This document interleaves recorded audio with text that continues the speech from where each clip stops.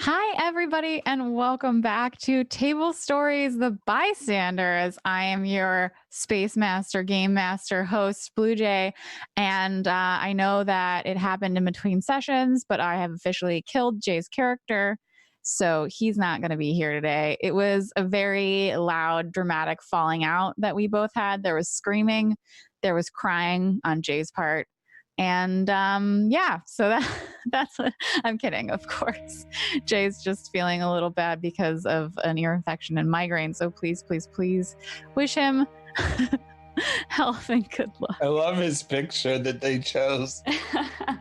It's the greatest. It's the best. Oh, I see you in chat. Hi. I definitely didn't kill your character. 100% not.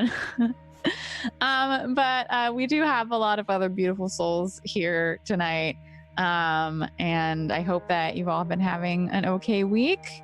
How's it been going? I saw that you were playing that new space game. What's it called? Journey to a Savage Planet, Cletus? Yeah, I played for a little bit with Gassy. It was pretty cool. Yeah? Cool game. I will not lie. I loved it. I only played it single player. How was the experience multiplayer? Pretty much the same as single player. You just have to work together, and there's a small glitch in the game right now where if like you're the second player and the first player like jumps to a spot, and if you jump where they're jumping, they're still there for a split second after they've moved. So it's like a block. So sometimes you'll jump and then fall off the edges. Oh no. That's something I think they need to work on. But other than that, it's awesome. It's such a blast to run around with a friend.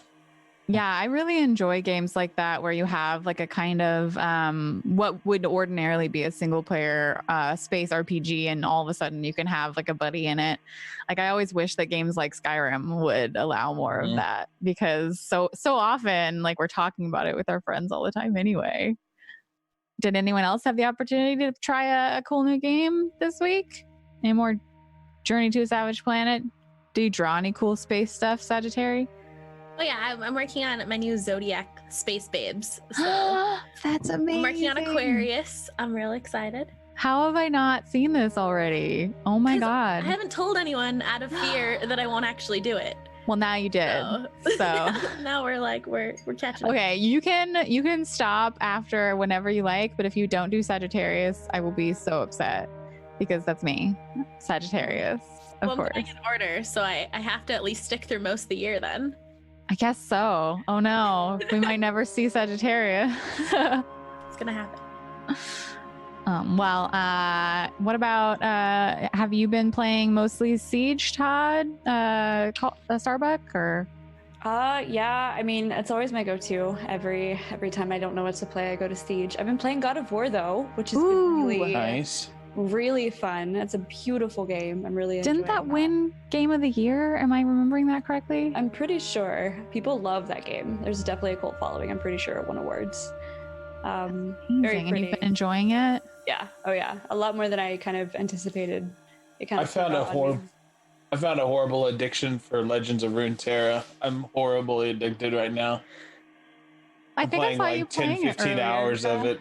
I'm playing like 10-15 hours of it a day. I'm just like, quit. I need to stop. It's so cool. They did such a good job with the leveling up of the heroes.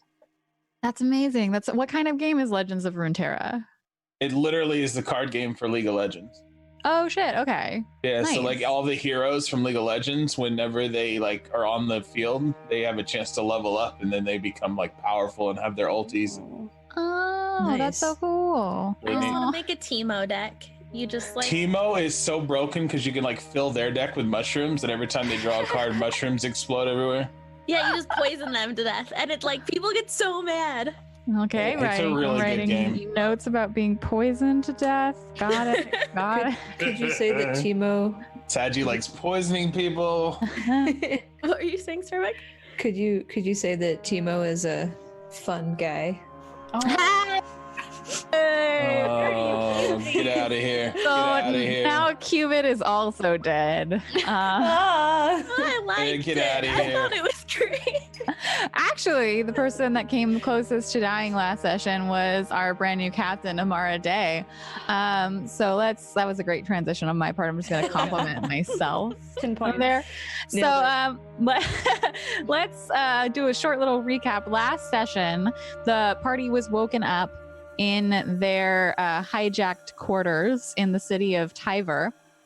Woken up rather early and told that they needed to get outside. After some juggling about whether breakfast was going to happen, most of the crew made it outside, where we realized that instead of having to go find the ambassador had come to them.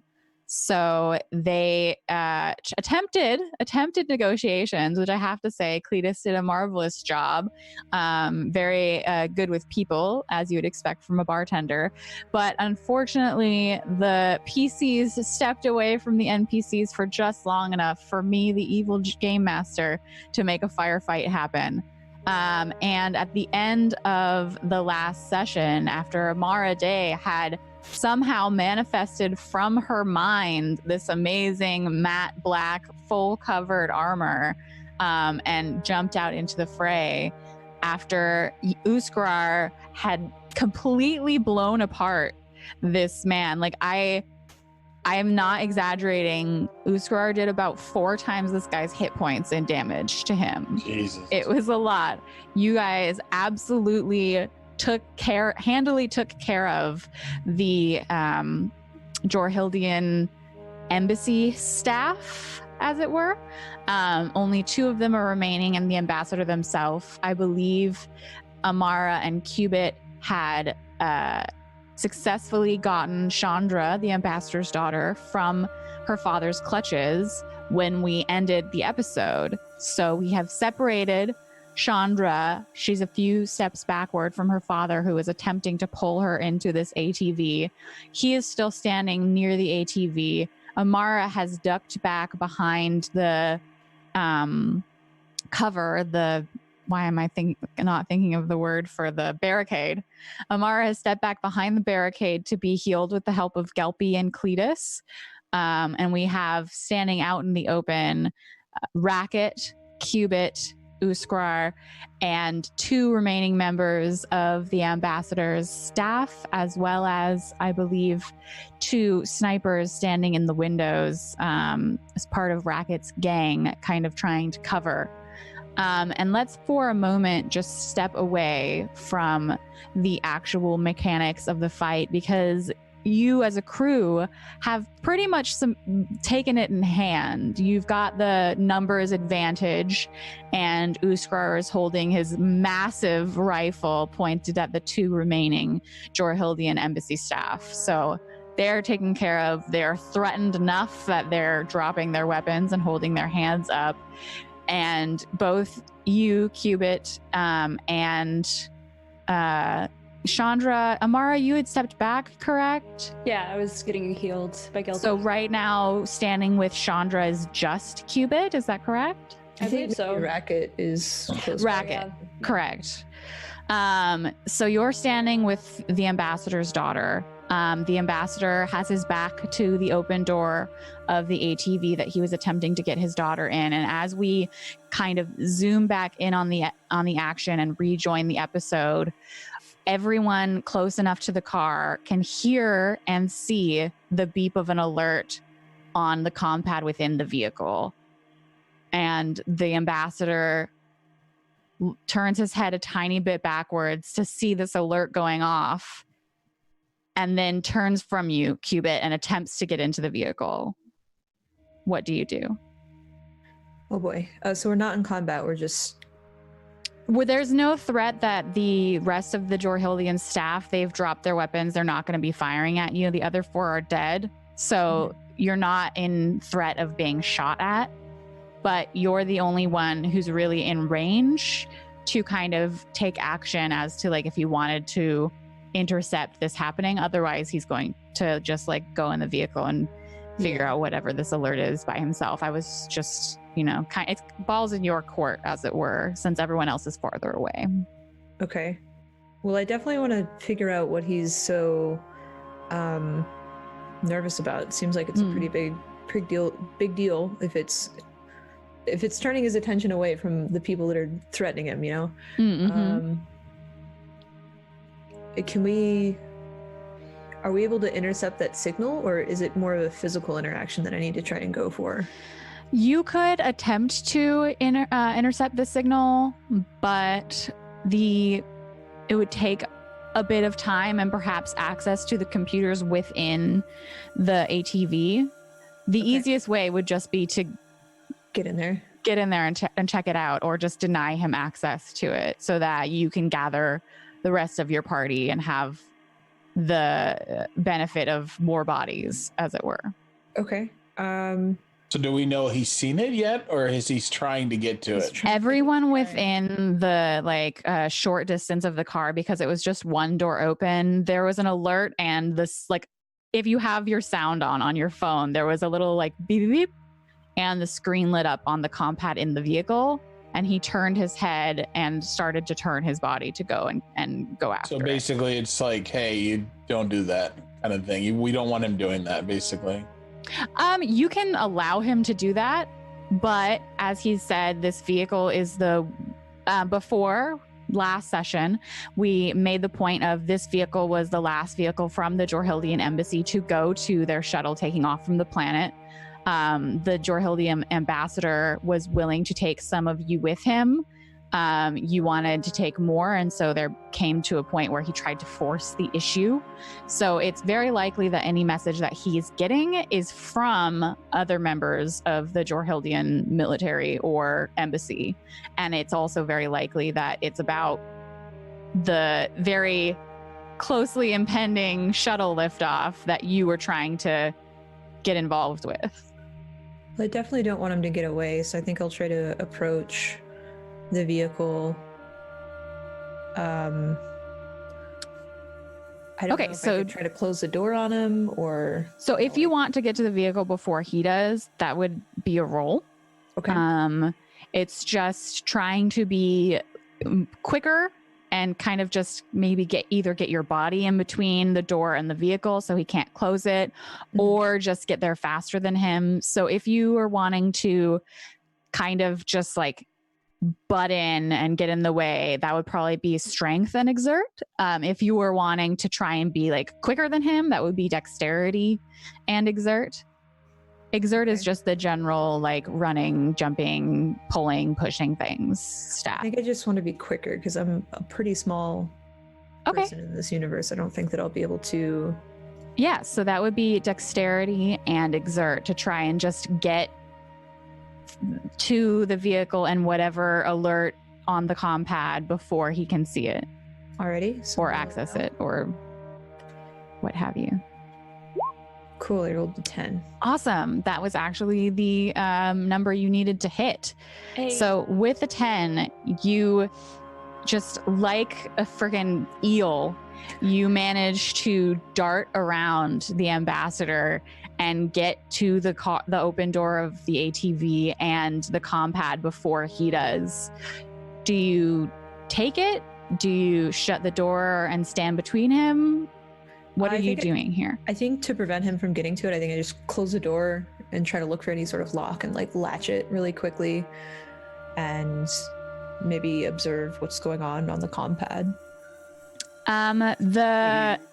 So you just slipped right into the car and it's like, nope, you're not coming in. Oh, so you're in the car? Or you shut it and close the comm pad inside the car and you're outside the car? I think I don't want him to see it or get to it. And I think if we can get people to the car, we can maybe overtake him to see what's on it. But I think I just want to close the door. I just want to know, are you inside or outside the car? Can I get inside the car? Am I able to get inside? You succeeded on that roll, so cool. Absolutely yes. Then yes, I'm gonna zip my way in there, get into the car, and close the door. Okay, so you're fighting with him with the automatic lock where he's unlocking it and you're relocking it. But if you pick up the comm pad, you'll notice that it is definitely has password protected or keyed to the ambassador's information, and it has the very simple like iMessage alert where you don't have the message preview, right? So it has the alert from a name that you don't recognize and then it just says message received, but it doesn't say what that message was. So he had sent out a message and the person... Oh, No. Or- The compad has received a message. It does okay. not say what the text of the message is. You would have to input a password or, I don't know, facial Packet. recognition. Yeah. Can I... Let's see. The rest of the group, Uskar is probably just still threatening the two men with the rifles, so they don't do anything to like try and get you out of the car. But the rest of you, Amara, Gelpy, and Cletus, you're back by the barricade, but you can still see this engagement happen. Do any of you kind of try an approach or?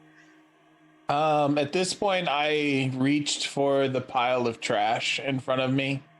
Grabbed a half-torn tarp from the barricade? From the barricade. Sure. And I covered up Ratchet's friend, Johnny.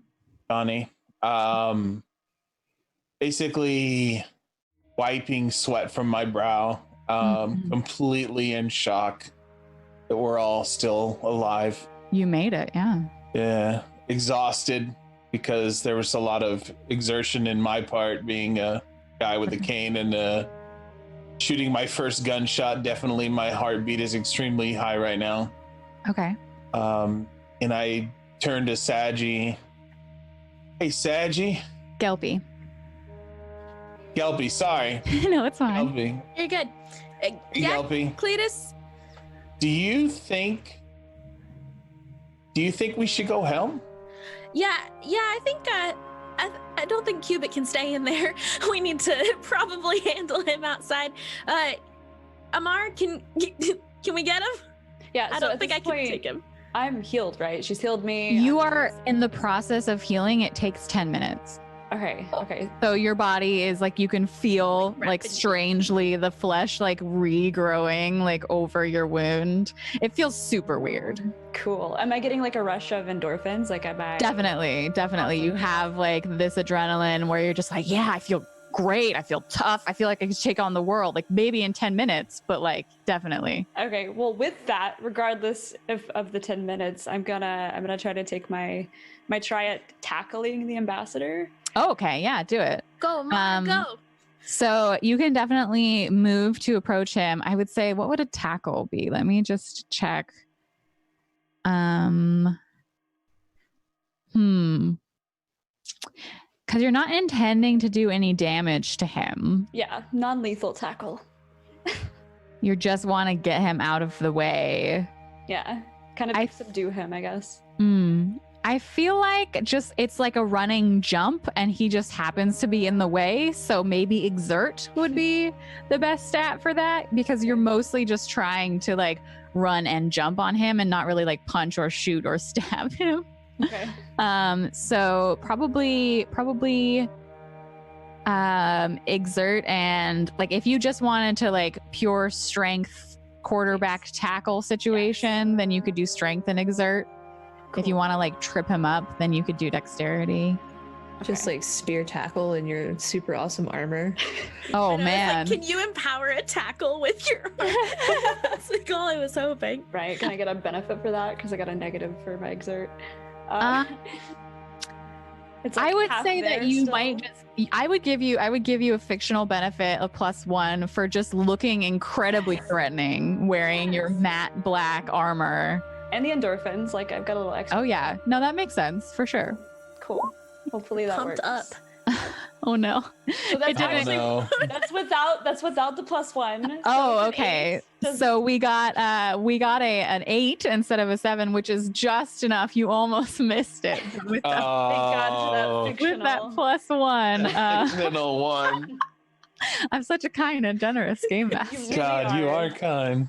So with that +1, you feel as you're running, you feel your side and immediately start to knit, like getting a cramp when you exercise too quickly after eating. Like you feel it immediately, but with the endorphins and the rush from the medicine, that the lift that Gelpy just literally like stabbed into your side, you push through that and you're able to just run at the ambassador, who I will remind you is a short, pudgy looking guy with a receding hairline, and he just goes down. He hits the ground and Amara is just like on top of him. And Cubit, from the inside of the car, you can see Amara, still wearing the full black armor and helmet, just run at this guy and tackle him. And it's almost like she's coming at you.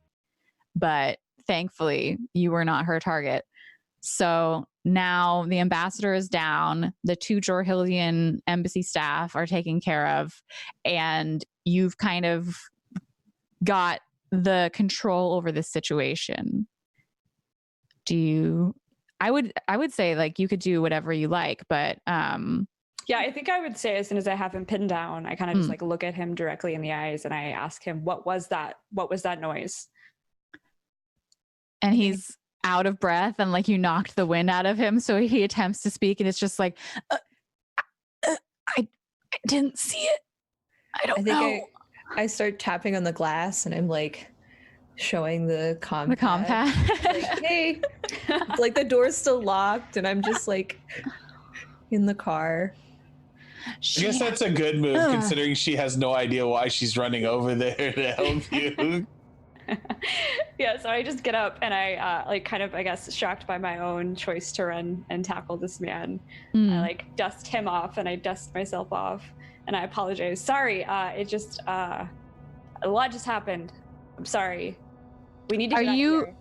Are you going to in any way like bind his arms or kind of try to keep him from just going for it again, or are you just hoping that I'm hoping by my aggression, my like spur of the moment aggression, that he's not gonna do anything. Okay.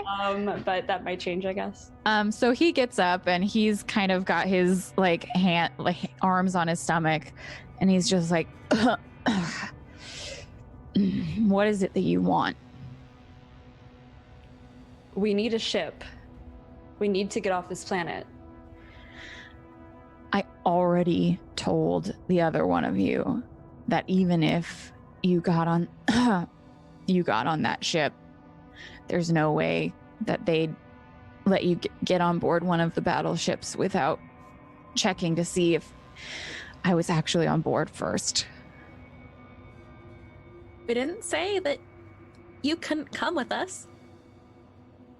You could work with us. Right, Amara?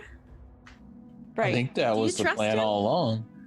But he just shot Racket's son. And he starts to like be like, I didn't shoot anybody, but then you see him second guess that. I told you that I don't have the power to just let stragglers on board any ship in the fleet. If I did, then I would be back on Nuda, not here. So I kind of just look up at Cubit and I guess through the door ask Cubit, what you got?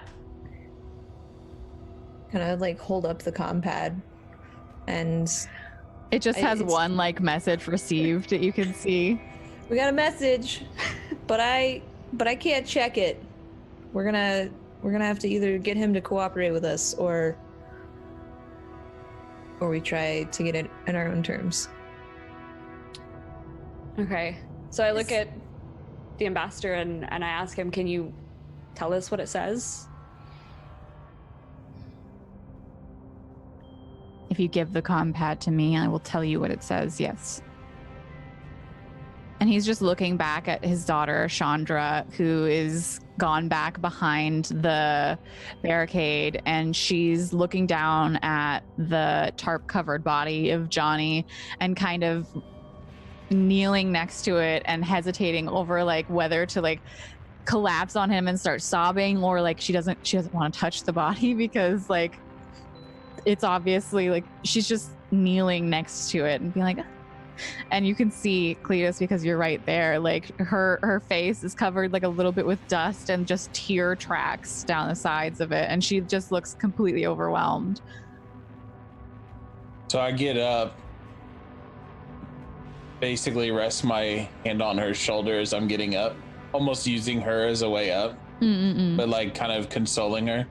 And I grab my cane and I start walking towards the rest of the crew. Okay. Gelpy, are you also staying behind the barricade, or are you going to approach as well? I'm gonna kind of like sit back and kind of like pull, like my backpack's kind of been like off, and I think I'll have had like some sort of like emergency blanket in there. Sure. Just something like that I probably one of those aluminum foil blankets. Yeah. And kind of as it's probably not the most comfy or comforting thing. But I'm gonna wrap it around Chandra's arms and just kind of like sit and kneel with her and just kind of have my arm on her back. She starts babbling to you about like, I never expected anything like this, and like he shot Johnny and he just went down, and just like babbling to you just an emotional mess of like things that just happened, and then also starts talking about the story of like how her and Johnny met, and then like, and now he's gone, and I just don't even know, like, do I want to leave? Do I want to stay here? This whole place is covered in blood now in my mind. She's just going on, like she can't stop. It's probably part of the shock. Yeah, I'm gonna just like pat her back and let her talk, and I'll look over to Cletus and Amara and them and just kind of give them a nod, like, I got this. Right. Racket comes up as Cletus does to the rest of Amara and to Cubit in the car, and he aims his combat shotgun at the ambassador, and it's just like, give me one reason why I shouldn't shoot him right here. I think so what I was gonna real quickly, I was gonna say my character's reason for walking over there. Yeah, what was it you were going to do? Cletus remembers why this whole incident happened. You know, you have to remember Cletus was just trying the hardest to be a kind soul and for sure, create, you know, neutral no conflict and make it a neutral situation, and everybody worked together, and he had none of it. He wanted none of that. He created nothing but a bunch of shit for everybody. So the reason I was walking over there was to be very stern and inform him that I was basically, I don't want to give him any way at all. So I don't want to give him the compat. I don't want to hand it over. Okay. So what is it that Cletus says when he gets up to the ambassador and Amara that indicates that he doesn't think that we should give the combat to him? Mara, I think you have a pretty good way about captaining and stuff, but I'm going to tell you right now, I don't want him getting that compad. I want him to not get anything he wants for the rest of his life. I agree with you, Cletus. Cubit, do we know how to get into the compad? Can I do any sort of observation on the pad itself? On the pad itself to see if it's like a facial recognition or a thumbprint or a keypad? Oh, right. You'll notice that it's similar to the combat that you have, and we haven't really gone over this before. But very basically, it's a glass or glass and metal pad, which has all of the news media and like any kind of internet thing that you could need on it. Generally, some people have ones that just have a basic password protection. Other ones, like perhaps this man's, might have a more complex military type of security on it. So it's not that the password is like more or different. It's just that if you were trying to hack it, it would be harder. So his is obviously of a sturdier make. It's not necessarily super familiar to you because you all, like, different planets have different amounts of tech. So one person's compad, while it does the same sort of things, was built somewhere else, so it'll look slightly differently or by a slightly different company. He has the compad 10.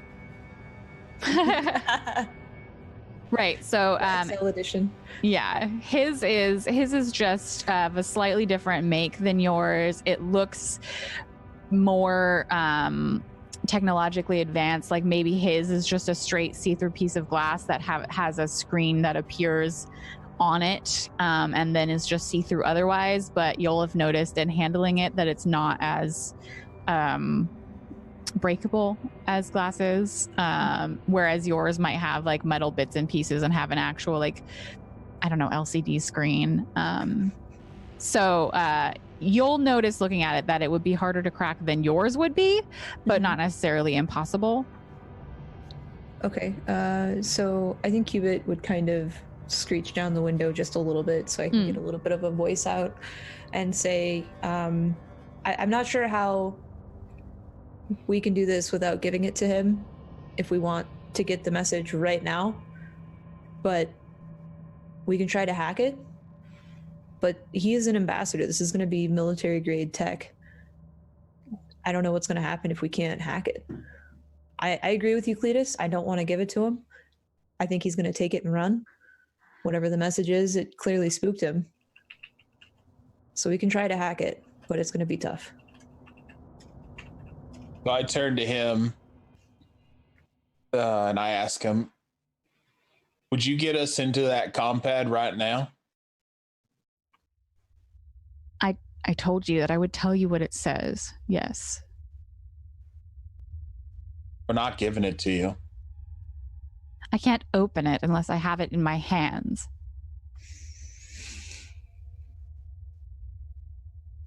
What do you say, Cap? Kind of look over at Amara. Yeah, and with that, Amara just kind of like kind of walks swiftly past the ambassador enough to like kind of disturb his existence. You get really close to him, but you don't quite touch him. Yes, like to remind him, hey, I'll tackle you, bro. Like, don't run away. And I take the compad and I attempt to, I start kind of like tinkering with it. I attempt to hack it. Okay. So what you can do, like with hacking, it's going to be harder if you try and do it quickly and easier if you take your time with it. Let me get to the hacks page with hacking on it. Not combat. We already did that part. So if you're basically trying to suppress a system, which means you want to turn off the password protection so that you can access whatever's inside of it, which is a difficulty of 8, but because it's rushed work for an unplanned hack, that's a +2 difficulty. And because it is like a military type of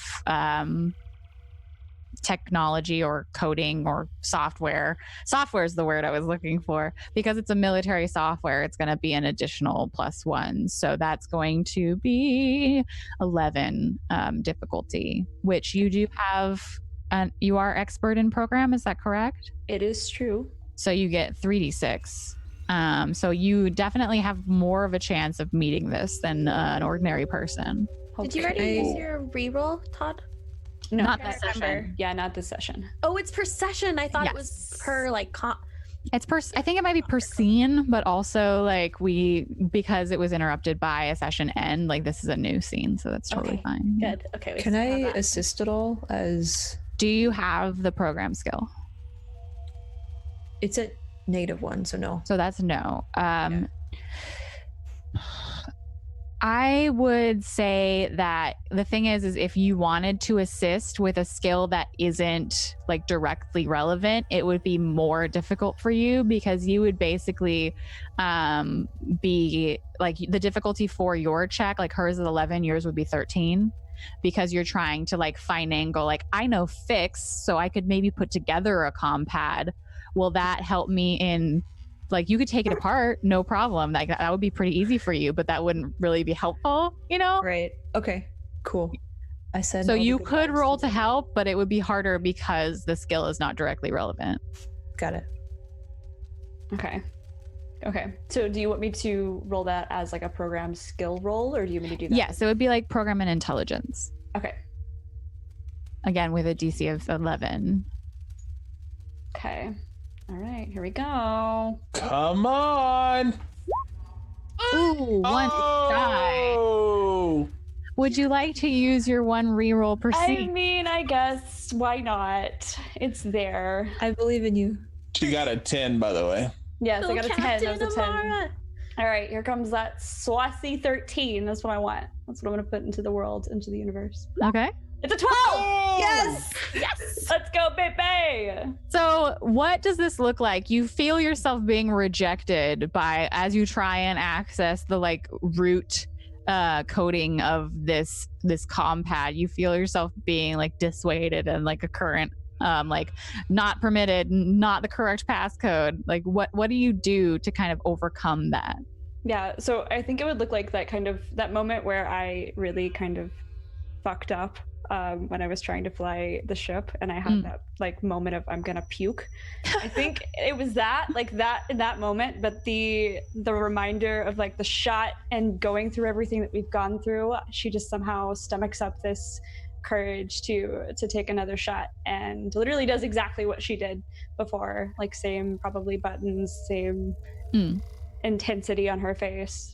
And yeah, like that first time you've probably seen Amara like pleased with herself in this entire campaign is in this moment. Oh. Yay, she actually did something right. Are you still wearing your armor, your body armor? I would say just like for fun effect, it starts to like dissolve in that moment. Because you're focusing on the programming instead of, right. So all of you see Amara take it and she still has the matte black helmet and bodysuit on. And as she focuses her energy on the comm pad, it just starts to like sheathe off, like dissolve back into her skin. It's super weird. But there's another noise from the pad itself, and Amara, you're rewarded with access to this message. And what so real quickly, like when that happens, because Cletus doesn't understand this technology crap, my first response is, welcome back, Captain. Because I don't know that it's not really her this whole time. I just know it was a black crazy creature. Oh, right. Like maybe she transformed. Like, welcome back, Captain. But Amara, what you'll see on the pad is there's a general like messaging system. The ambassador had been communicating with let's just say General Watley, and General Watley has said, you were supposed to be at the ship an hour ago. Where are you? And that was the message that came in. Okay, so I kind of just like lift it up and show everyone, like, I did it. I managed to get in. It looks like it's just comms from the ship, though.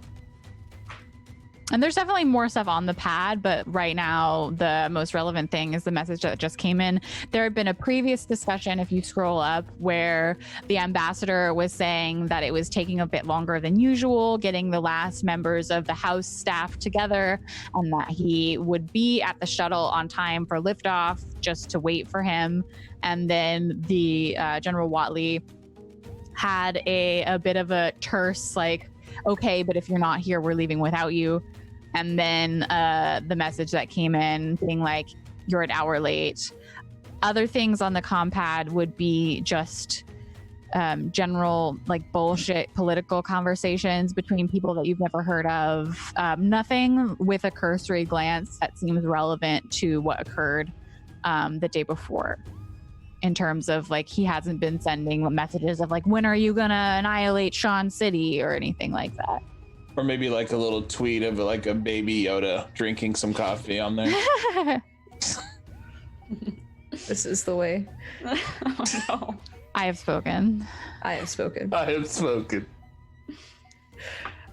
I think Cubit, like in the scene of where you're kind of dissolving your armor, kind of slips and like scoots back and accidentally hits like the horn on the car. It's like a little doot. I'm like, oh, sorry. So you're still in the car, Cubit?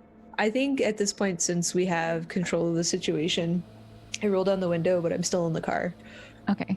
The two of Racket's like gang members have taken the two members of the embassy staff and basically they don't have handcuffs, but they might use like zip ties or something similar to contain their hands and pick up their weapons, and they shove them behind the barricade and disappear with them. You get out of the car, Cubit, and Racket is still pointing the shotgun at the ambassador, and he's like, you don't need him anymore now. So he killed my boy. And looking at all of you, but he hasn't pulled the trigger yet. Oh, I completely forgot about that. I think Cubit will step in between Racket and the ambassador, just to kind of diffuse the situation until we can.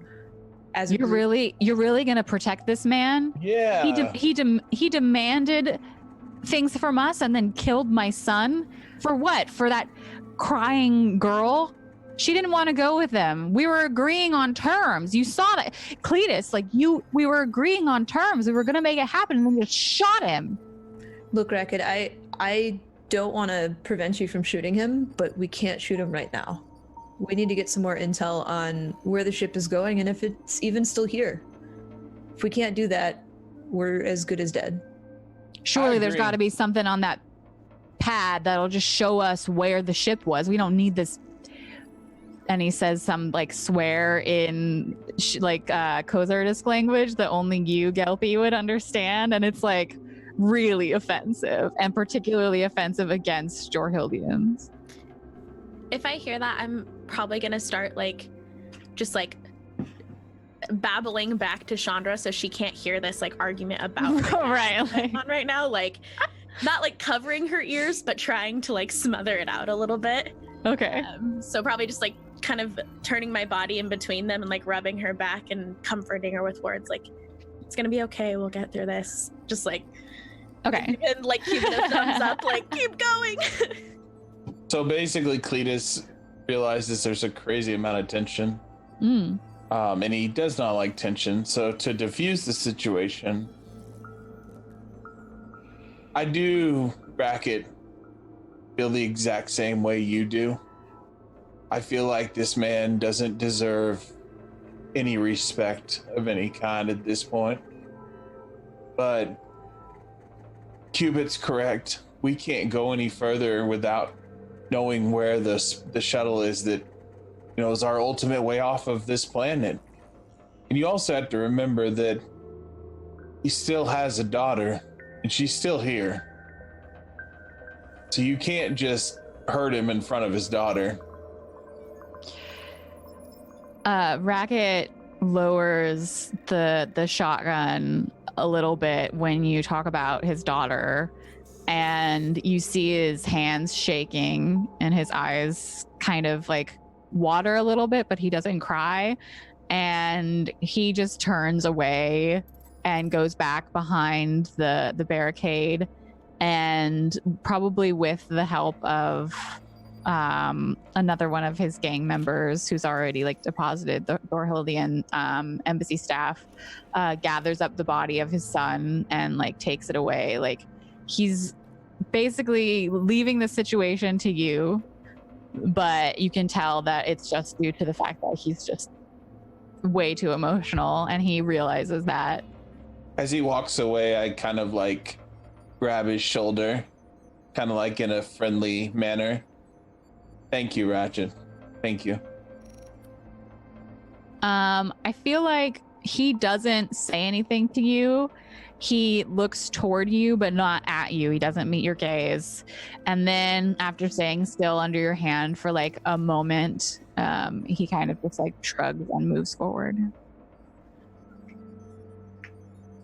He knows you were right, but he's not willing to just open arms. Yeah, he's too angry right now. So the ambassador is standing arms crossed. looking at you, Lamara, who were able to just hack military grade tech with no problem.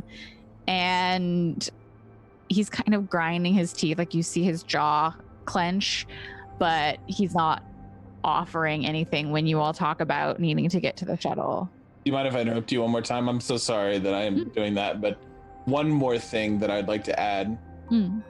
Cletus turns to the commander now after that moment, and you've just described what he's looking like. Now that we've saved your life, please work with us in every possible way to get us all to safety. I was willing to give you what I was able to give you. 6 seats on a shuttle in place of my own staff, over half of whom you just killed. I was willing to give that because that's all I was able to give. I've told you plenty of times. I don't have the power. You just lied again. You just lied again. Because you weren't willing to work with us because you shot one of us. How were you willing to work with us if you just shot one of us? You were negotiating for more than I had to give, and I don't have time for this bullshit. You've already probably cost me the ability to get off of this planet. And my job.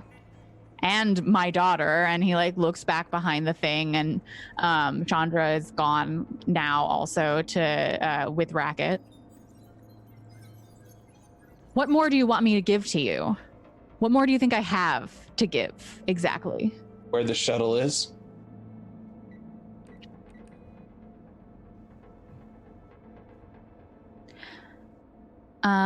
Could you make a roll for me? Because I want to see, you've definitely like made the case for like, we just saved your life, but I need to see whether he's willing to give that up to you.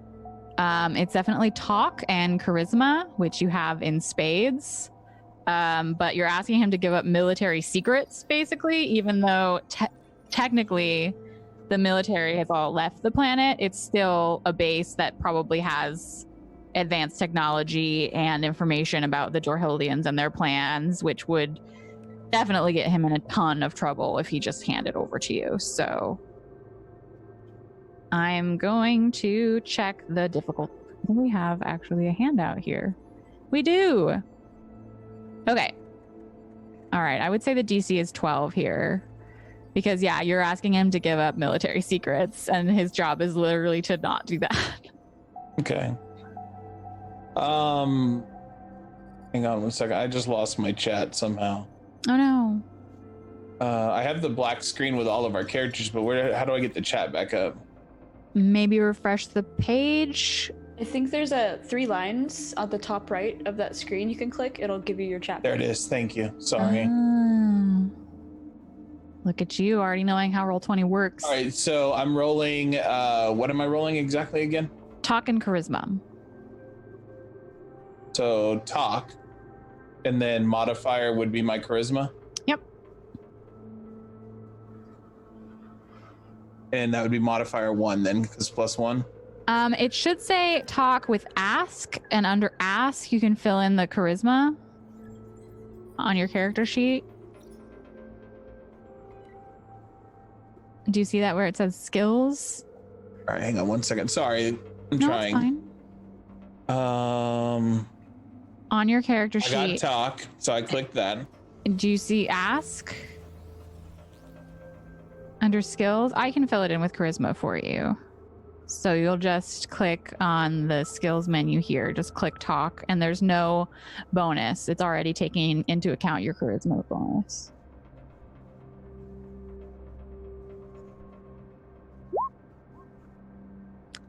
Okay, I hit. Okay, so it shows you've rolled an 11. Sorry, I'm still trying to learn the program. I'm so sorry. I rolled 11. No, the DC was 12, so that's not quite a success. You see his face as he looks at you, Cletus, and he looks back at the compad, which he's already inadvertently given into quote unquote enemy hands. And he looks back at where his daughter walked away. And then he says, it wouldn't do you a damn bit of difference anyway. They've all probably left. Have they? Take off with before now. I expected that my daughter would leave with me, and that maybe I'd have to give up a seat for her stupid boyfriend. Obviously, that's not how things went. So what you're saying is we don't need you anymore. And he like blows out his nose and smirks a little bit and says, if you kill me, you kill me. But things aren't going to be any easier for you if you do. The daughter's not there anymore? She's left, yeah. She went with Racket and the body of Johnny to kind of, I don't know, cry over him. I probably would have let them go, and I would have joined back up with the. Okay, so the rest of you are all standing, and Uskar and Gaius are kind of looking out into the distance at either side of the vehicle, pointing guns to see if like anyone comes close. And Savara has gone off to help like prepare Johnny's body for the laying out and any kind of like religious funerary practices that she would be very familiar with. Would this be a situation where I guess if I were to finish the job, basically? If you wanted to shoot him without him like kind of ducking out of the way, it would probably be, what would the roll? I think sneak and dexterity to just like do it fast enough that he's just like, you know, if that's what you were wanting to do. I have neither one even close to where it would do anything, I think. So. I mean, you've had some really good rolls. Like if that's, it would be a lucky roll at this point. Here's the thing. If it's something that Cletus would think to do, then like go ahead and do it, and we'll roll with whatever consequences happen. Like even if you're not good at something, that doesn't mean that your character wouldn't do it. But if you don't think it's relevant in the story, then like we can think of other things that you might do. The ultimate thing here is the safety of my friends, because that's what's most important to me.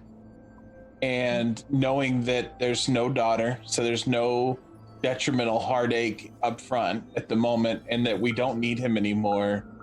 I don't want him to do anything to hurt my crew. I mean, you failed at one roll. That's not to say that he doesn't have information. It's just you would have to go about it in a different way. You would have to change tactics in order to try and make that roll again, right? So because you failed the roll, you don't know whether or not he actually has any information because you were unable to access it. But you could attempt to access it in a different way and make the roll again, as long as the conditions of the actual like request were different. Like you can't just ask him the same thing again. You have to, like, maybe you punch him in the face a couple times and now you ask him, and then the situation has changed enough that I would allow you to make a roll again. Right. Well, I know for a fact my character could not effectively. Well, I'm just saying that, like, I'm just saying, like, from the character itself, it wouldn't be. A cane. I don't have like. Oh, I could smack him in the face with the cane. Yeah, I'm just saying that in order to attempt the roll again, if you did want to, because he still has information, like he's an ambassador to this empire, he does know things that he hasn't told you about. But in order to access that information, you would have to change the situation enough that you could remake the roll, because you aren't able to just re-roll like the experts class is. I'll attempt to shoot him in the knee. That works, yeah.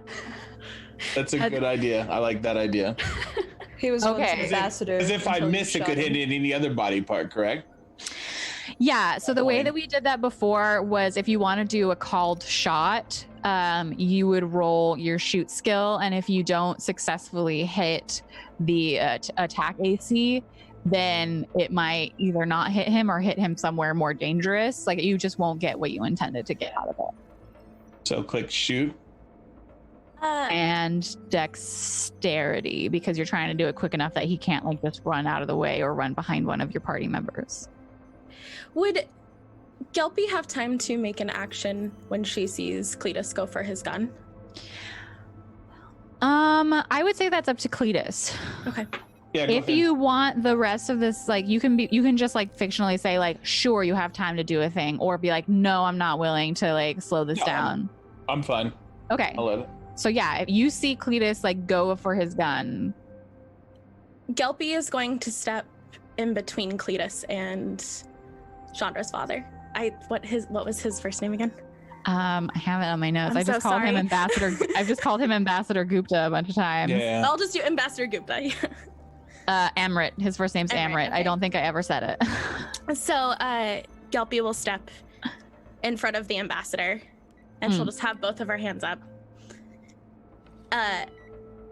And she's gonna look at Cletus and go, hasn't Chandra been through enough today? I think we can resolve this peacefully, and maybe we can all get off this planet and less people have to die. If y'all really want to get rid of him, I'll respect that, but she's hurting enough already. She was really broken up back there. I lower my gun down. And you won't see this, Skelpy, because you're like standing in front of the ambassador. But when you say like she's been through enough, like she was really broken up back there, Cletus, you see him like look down, and his body language changed a little bit. Like you can tell he looks kind of ashamed. Are you gonna tell us where the shuttle is? Or does this have to get worse than it is now? And he just grits his teeth and looks back at you. I'm telling you, it would make a bit of difference. What if we have a chance to save you and Chandra and some of your people and some of ours? Isn't it worth trying and save some of us? I'm telling you what I've already told you. You could get on that ship, maybe. You could get it into space, maybe. Like, heck, you could even transmit the proper codes and maybe dock with one of the Jorhildian ships in orbits. But the second you walked off that ship, they would shoot you in the head. How is that better? We have to take that risk. Either you do it with us or you stay here. We need to know where that shuttle is. I would say that one of you being willing to kind of put their lives on the line would change this enough for you to make the roll again. The roll that I made? Yeah. So if you wanted to do it, or if like, I don't know, if Gelpy was the one that wanted to do it, but I would say that like that situationally and kind of reminding him that he just like broke his daughter's heart situationally changes it enough that you could attempt to like convince him to spill again. Can I assist Cletus? Does that work in this system? Do you have talk? Hold on. I think you do. You have a 0. So that would mean yes, that I you would have to meet the same DC as him in order to give him a +1. I think. Let me check on the helping Okay. situation. I can help Cletus. I think he has the highest I have talked too. charisma. Okay, aiding a skill check. You describe the sort of action you're taking to help. You roll a relevant skill check against the same difficulty as the original check. If it's a success, the other PC gets a +1. Multiple PCs can try to help, but you can't earn more than a +1 total bonus. So what's your talk right now? I have 0. So she doesn't have a negative. All right, well, we can try it. Wait, Are before you- we do that, Because if I roll a low, she can roll more, right? You would both. She would have to meet the 12, which is the DC, the difficulty check for him spilling state secrets, in order to give you a +1. Okay. Yeah, it's pretty difficult. What were you gonna say, Amara? yeah, with I guess with all of this, Amara's kind of like still going through the compad, trying her best to find, Okay, if you information. wanted to look for something that would maybe GPS, kind of what we were trying to do previously. Sure. Yeah. So I'm seeing like two roles happening here. One is to try and make him break again, and one is to just get that information without his help off of the compad. Yeah. Okay. Who would like to roll first? Okay, so basically the whole scene's frozen, right?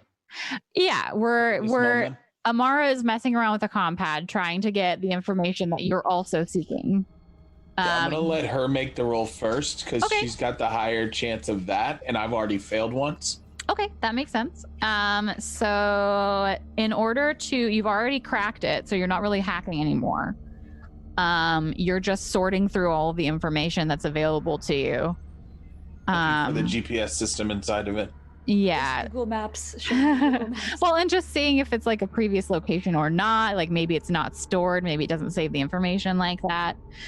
I would say it's probably just either notice, I would say program makes sense here because like maybe you're looking for like it was in an incognito window, but now I'm going to try and access it again or something like that. It's in a lot. I think it's cookies. It's fine. Yeah. It's in the porn folder. I would say because you've already cracked it, it's probably a difficulty of 10 to just like find the appropriate information.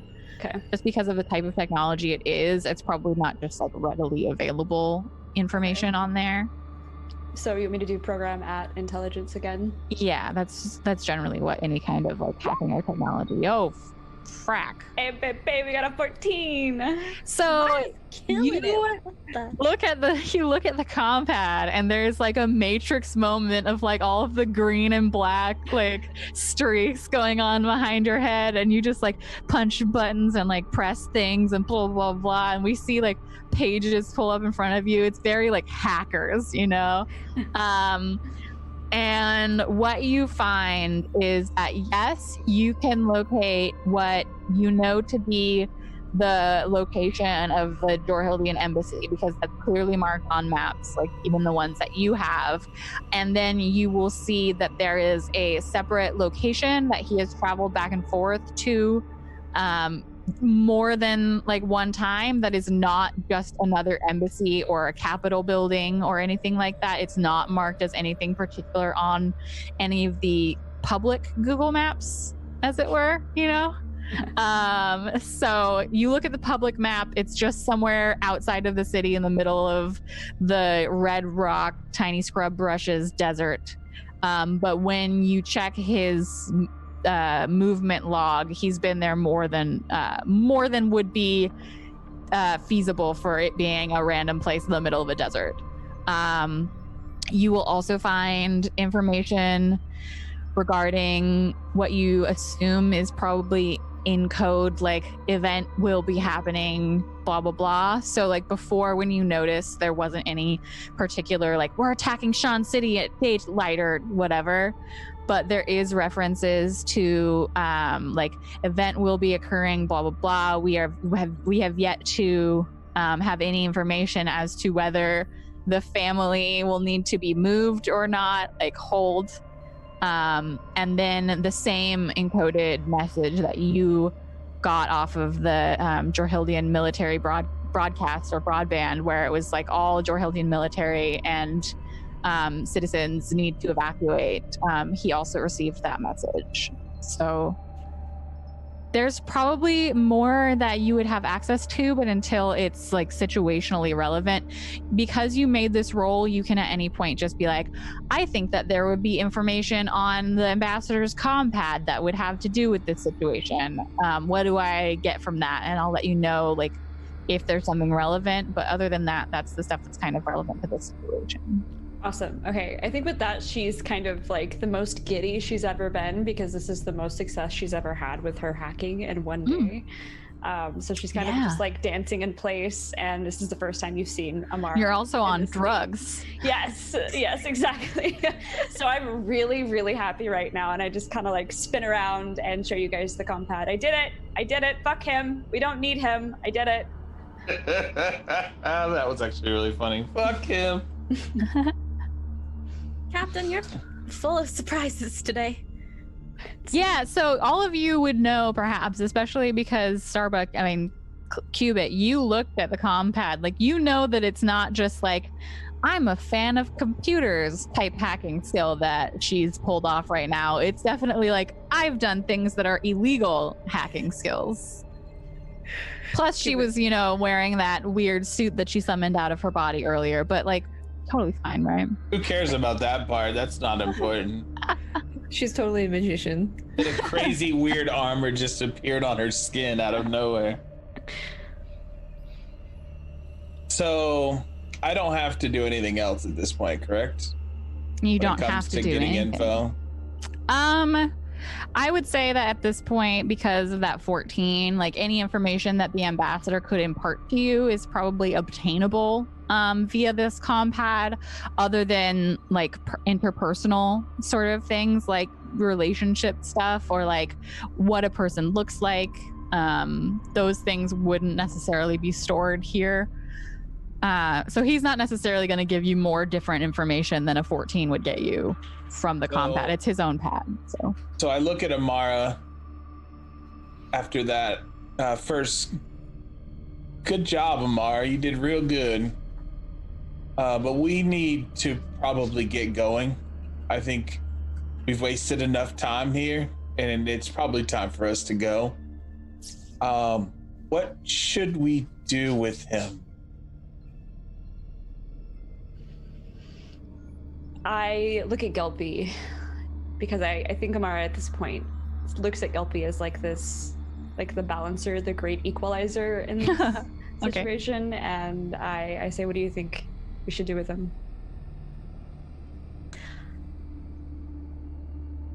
I don't know how okay Chandra's gonna be if she lost Johnny and she loses her dad in the same day. But she knows her dad's not her dad anymore. Not the same dad he used to be, at least. I mean, do you think she could even be around him at this point? Have you asked her? I think that families in general go through their rounds of shit, and she shot her boyfriend. He shot her boyfriend in the head. And we killed most of their staff, people that she grew up with. You see, like, there's still like 4 bodies on the ground. One of Racket's gang members is just now like bending over to start to drag this guy with a massive hole in his chest by the ankles, and he looks up at you when you say that, and then it's like, yeah, and just keeps dragging the guy behind the barricade. I'm not saying that we have to trust him, that we have to really treat him like he's a guest or anything, but I would not feel right taking him away from Chandra. I guess he did say earlier that if we tried to get on the ship without him, it probably wouldn't go well. So I agree with you, and I'll let it happen. But I'm not sure I can trust once we get to that ship what he's gonna do. He could scream for help. He could, call people to attack us. I mean, it could go really, really bad, Gelpy. That's what I'm worried about. I think if we show up... Oh, sorry. Go ahead, nope. Amara. No, go ahead. Captain Amara, go ahead. Go, Captain. Yeah, Captain. What do you want, Captain?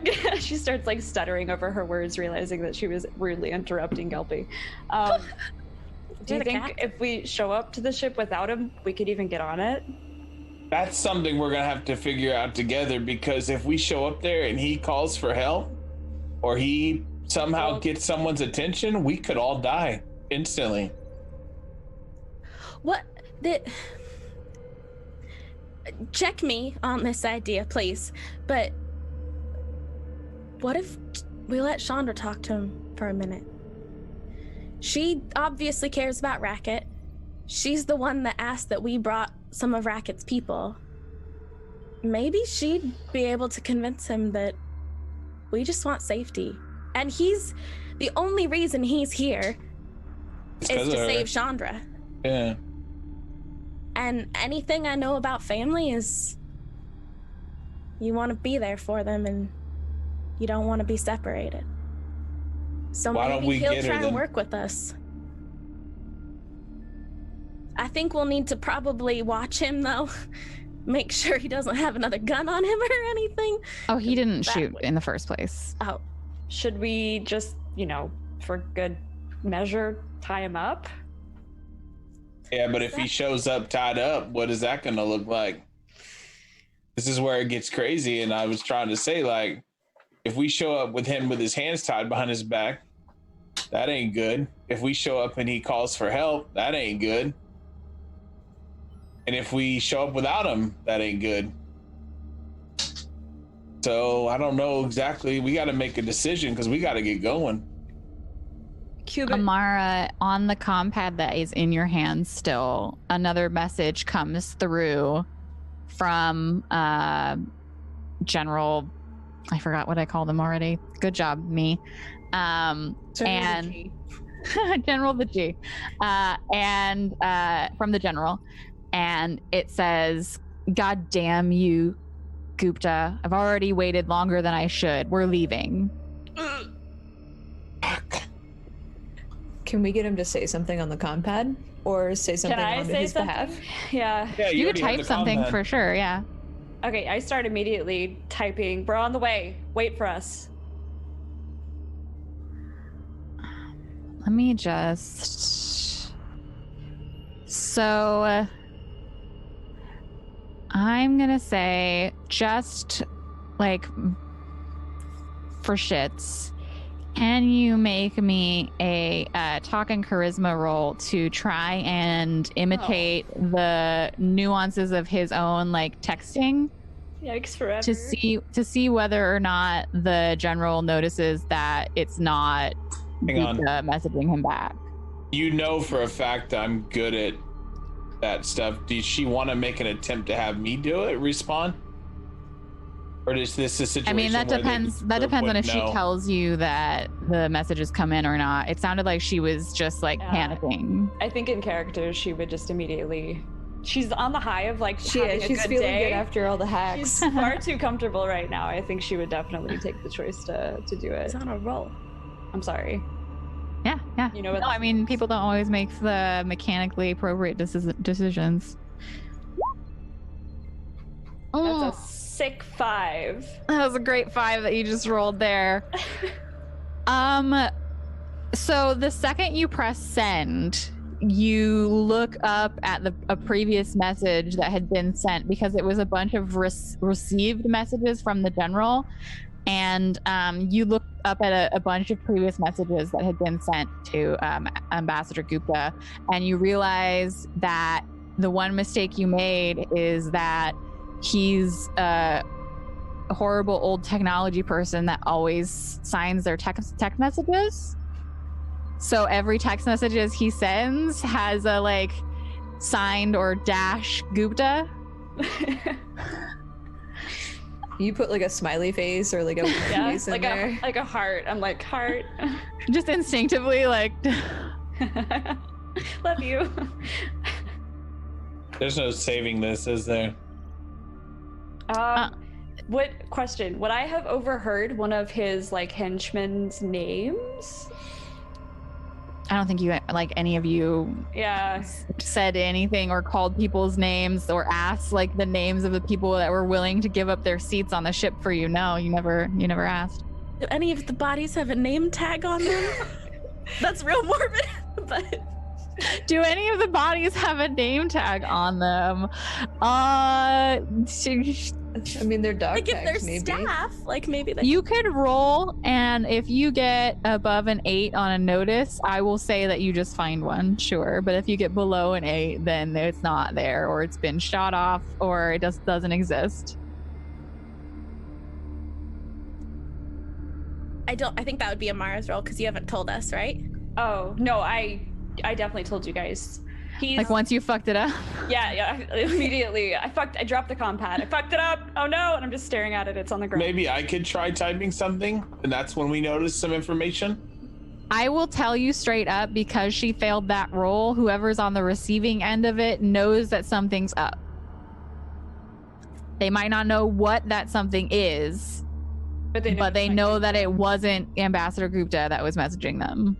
We can, or at the very least that he was so like shook that he didn't message with his ordinary slang or lingo or vocabulary or what have you.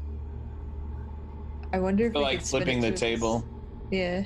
It's like just flipping the table down, walking away. But God damn it! No, there's definitely like you could like try and do something to come back from it. It's just going to be a progressively harder roll every time. I'm just wondering if there's anything that she could do to hand it over to me, and then I make like a yes, she could say like she said I fucked it up, so you know something's wrong. You could in character ask her what it was and try and help for sure. Yeah, and I dropped the comm pad, so you could pick it up if it was something you wanted to do. But I'm not good with technology at all, so typing and all that stuff would be rough for me. That's the thing. True. But I could definitely come up with a better way to get out of this. Is there a way I could like tell like Cubit to type something, or I don't know. I'm trying to think how, because my character would definitely not grab a comm pad and start typing like a regular. What's happened so far is Amara message this general to be like, yo dog, we'll be right there. And it was very clearly not the language that Ambassador Gupta would use. So she said, oh shit, I fucked up, and dropped the comm pad. If you don't feel like your character would notice or respond to that verbally, that's fine. There's like, if you feel like you'd be like, what happened? What did you do? Like, that's something you could do in character, in conversation. You don't have to just immediately move over and pick up the comm pad if you don't feel comfortable doing that. But you could also say like, what happened? Mara, what did you do? It seems that I don't, it's clear that I'm not Gupta. They know something's wrong. He always signs his messages like a 50-year-old dweeb. Gupta looks so down. Old. I think Cubit will pop her head out of the car. Oh, you had already gotten out of the car, hadn't you, to give the combat away, or had you not? I slid it through the window. Oh, okay, yeah. You've just been sitting in the car, like yeah, I'm just hanging out. Okay, can we have like seat warmers or something? Amara, is there a way to access video on there? Maybe. And do I see the camera? Okay. All comm pads would have the ability to video call. Can we hold it up and have him record a message back and then send it? You would have to convince him to do so, yes. That's not hard. We're gonna hold up this comm pad in front of you. You're gonna tell them that you're on your way. Am I? Either you do or you're stuck on this planet with us. Or taking a bullet to the knee, you decide. Just help us get Chandra off this planet, please. And Gelpy will kind of turn and like try and like calmly like look at him like, I'm trying to help. Okay. I feel like this is either Gelpy or Cletus are making a roll either with like, I'm gonna shoot you in the knee, or like just help us get your daughter off. But it will take a convincing for him to do this. So if one of the or both of you wants to make that talk and charisma roll. So that section you sent to me, that's with charisma, correct? The one you sent me just a while ago? Okay, cool. I'm gonna go ahead and make a talk and charisma roll then. Okay, so you're based on Cletus saying that he's gonna shoot you in the knee. Yes. And you'll no longer be able to adventure anymore. Oh, damn. Okay, so you say, Gelpy, you say, like, let us at least get your daughter to safety. But you see the ambassador is looking at Cletus with his gun drawn and kind of rethinking the whole, like, I'm gonna either get shot or be stuck here or have to be with this mad person that's threatening my life constantly. And he looks back at the comm pad on the ground and he says, fine. Just don't shoot me, okay? What do you want me to say? Just I don't even tell know him. what messages you've been sending. just tell him that you're on your way. We'll be there soon. Or you will be there soon.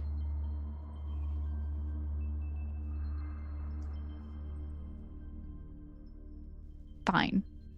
Do you give him the compad, or do you just like hold it up? Yeah, Mara's gonna hold it up for him. Yeah, I pick it up and I'm setting up like the video, everything, and just like shakily. I do want to clarify real quick too. I want him to know that he will get shot if he says anything other than he's on his way. So you're still basically you've made the roll, you've made the charisma roll. You're just aiming the gun at his knee while he's making this message. Correct. Okay, that's fine. So Amara, you hold the compad up, so it's approximately the same distance it would be from him if he was holding it himself, but obviously you don't allow him access. And is this a live message, or is it like a pre-recorded thing that you'll send after you like approve it or whatever? That's a good question. I think the safe thing would be to record it. Yeah. Like send it as a video clip to through the messenger. Yeah. So that we can check it before it goes. Should we like put him like against the car, or like not have like? Are you checking to see bodies around? Yeah. So you have That's the fine. presence of mind to make sure that there aren't bodies in the background. The guy's still dragging the half destroyed person. Do we have proper lighting, guys? Where's the lighting? Let me get a selfie camera over here. Like turns toward the light. No. Okay. So if you have the presence of mind to not allow me to fuck it up that way, that's great. You have just the car in the background. I think I'll get out of the car at this point. That's a good plan. Do you have the presence of mind to make sure that bullet shot where you shot the car, Cubit, isn't in the picture? I think it would add to the story of why he may be late, but I don't know how to explain it. I mean, I'm just saying, like, is that something that you would in character think about? Like, oh, right, I shot the car and it's right above his head that there was a bullet. Or do you not? I don't think Cubit would be concerned with it. Okay. No. So you point the camera at him. You make sure that there's no dead bodies in the background. And he, looking at Cletus, not even looking at the camera, but looking at the man who's aiming the gun at him, he says into the camera, General, things were complicated this morning. We're on our way now. Please don't leave without us. We'll be there as soon as we can. Thank you. And Amara like immediately turns it off. Is that good enough? You know what I just realized? They never responded. So we just recorded a video and we don't know if they're mad or not. Amara would recognize when she scrolled up that she sent a message in a way that wasn't you recognized your failure in this instance. Like because you were only okay. I didn't think about that. Okay. I thought because we were just randomly sending a video now and there's no because you were only like one away from succeeding. You're cognizant enough of your failure that I did wrong. I did bad. And they probably didn't respond because cutting off communication is, I don't know, protocol or what have you. But yeah, it's not like, oh, we don't know whether something's wrong or not, but let's send this. That's not the case. No, you definitely recognize that you fucked up. Okay. So you send it? Amara's feeling uneasy about this. Amara feels like this isn't gonna work. Can you try to be happier? Maybe not. We don't have much time, Amara. We're running out of time. I know, you're right. No, not you, Amara. I mean, can he try and be happier? I'm not an actor. I think Cubit will just reach over everyone and kind of start trying to press send. Zoop. Use your dexterity roll on it. See how quick you can touch the screen. I mean, unless someone is trying to prevent you from sending it, then you just send it. Is anyone being like, no, Cubit, don't? Ah! I think we should look at it again before we send it, obviously. I think Amara should watch it again. Amara, why don't you watch that real quick? Make sure everything was right. If you watch over the video, it's just what he said. Like, we were held up unexpectedly. We'll be right there. Please hold the thing. He's not looking at the camera. He's looking at Cletus, but otherwise there's nothing obvious in the background as to like, I'm being threatened. He just looks super frazzled, which could also be because he might be stranded on this planet. Like, I don't know, you know? You don't look at that video and say, oh shit, I did another thing wrong. I think what would happen and would be very Amara is she would go to play it, but she would accidentally send it. Oh my god. So yeah, it's sent. Okay, so you send the message, and all of you are kind of holding your breath, waiting to hear if there's anything back. And then every comm pad in the area automatically turns itself on and starts playing a news report. It's the same news person that was on the report before, Lee Soo-young. He is still wearing the suit that he was wearing the last time he sent a message, the emergency government broadcast message. He's loosened his tie a bit. His hair looks a little less like perfectly done, and you can see like the makeup on his face has started to matte a little bit and isn't looking nearly as perfect. And he says, emergency planet-wide news broadcast to all people on any metropolitan area on Sean. Negotiations with the Jorhildian Empire have reached a stalemate. The fleet seems to have fired something into the upper atmosphere of the planet, focusing on 5 cities throughout the planetary government. As of yet, our scientists are unaware of what exactly they have released, and the Jorhildians have not informed us. It appears to be moving with the wind system, some kind of particulate, and then he brings up the like weather map. It looks like all of the like storm system, different colors moving, and he points to this green color that seems to be spreading from 5 different cities, one of which is Sean City, moving on different wind systems, and says, we are currently not aware of what, if any, effects this has on the population of the cities. We encourage all citizens to stay inside and seal any air vents into or out of their habitats. Please take caution if you must leave your domicile. We will get back to you with any updates. Thank you, and please try to stay calm. And then he just looks past what you can tell is probably the prompt in front of him, and he's just like, and then they cut off the broadcast, and then that repeats again. And with that, we're going to go to break. Yeah. That's such a cliffhanger. Da, da, da. Thank you all so much for hanging with us for the first half of episode 4 of the Bystanders. We look forward to coming back to you with our protagonist's response to this new update and new problem. It'll be a short 5-minute break, so stay in your seats, and we'll see you soon.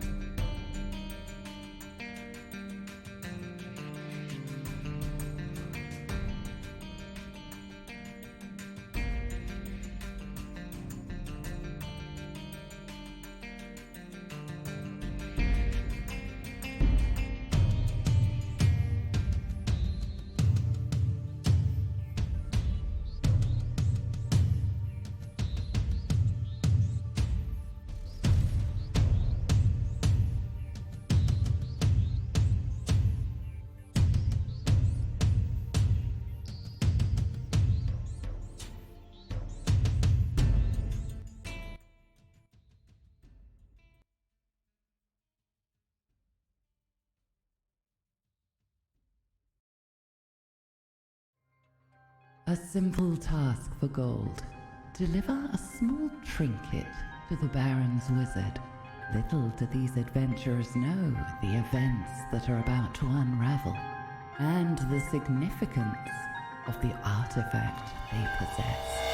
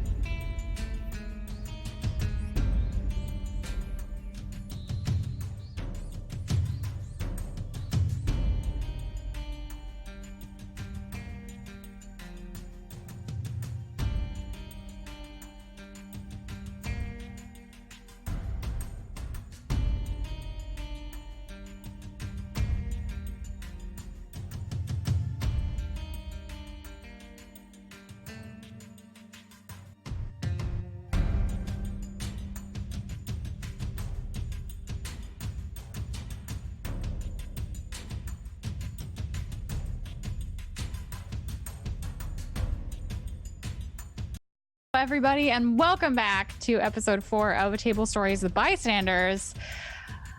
I'm so excited because we just got to introduce another lovely factor of the Jorhildian siege, as it were.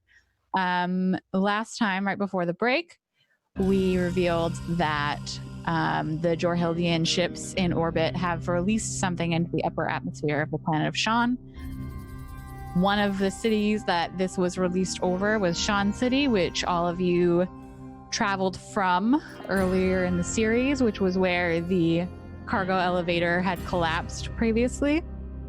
And the message from the Kozardis emergency broadcast, which showed up on all of your comm pads, including the one that you had just sent the video message on, it's now repeating, giving the message to all of the citizens in the city and surrounding you.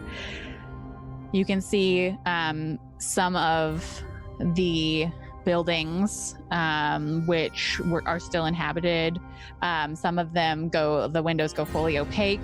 Like there's some other people like going out into the streets, but it's not a ton of people. And at the moment, it's probably just some kind of panic.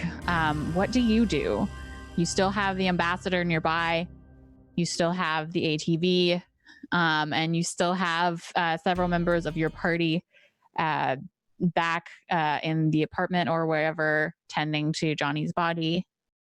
They've also probably gotten the message on their comm pads. I know my first response would be, son of a bitch. Yeah, I think we better go. I think we need to get to that ship if we're gonna try and get it. We gotta get out of here. We gotta go. Are you guys okay getting the car ready? Do we still want to do this? Maybe I'll go get Chandra and Racket. Yeah, and with that, Amara kind of just like grabs the ambassador and just like whips out like a piece of rope and ties his hands up and kind of shoves him into the vehicle. Okay. Kelpie will run back to the house. Okay. You see that Racket is outside, probably had been taking a break from whatever's going on inside, and he's staring at his comm pad and kind of in shock. He hasn't really started moving yet. Kelpie, did you see this? Yeah, Racket, I did. We gotta go. What do you think? What do you think it is? It doesn't look good. We didn't do anything to them. Why?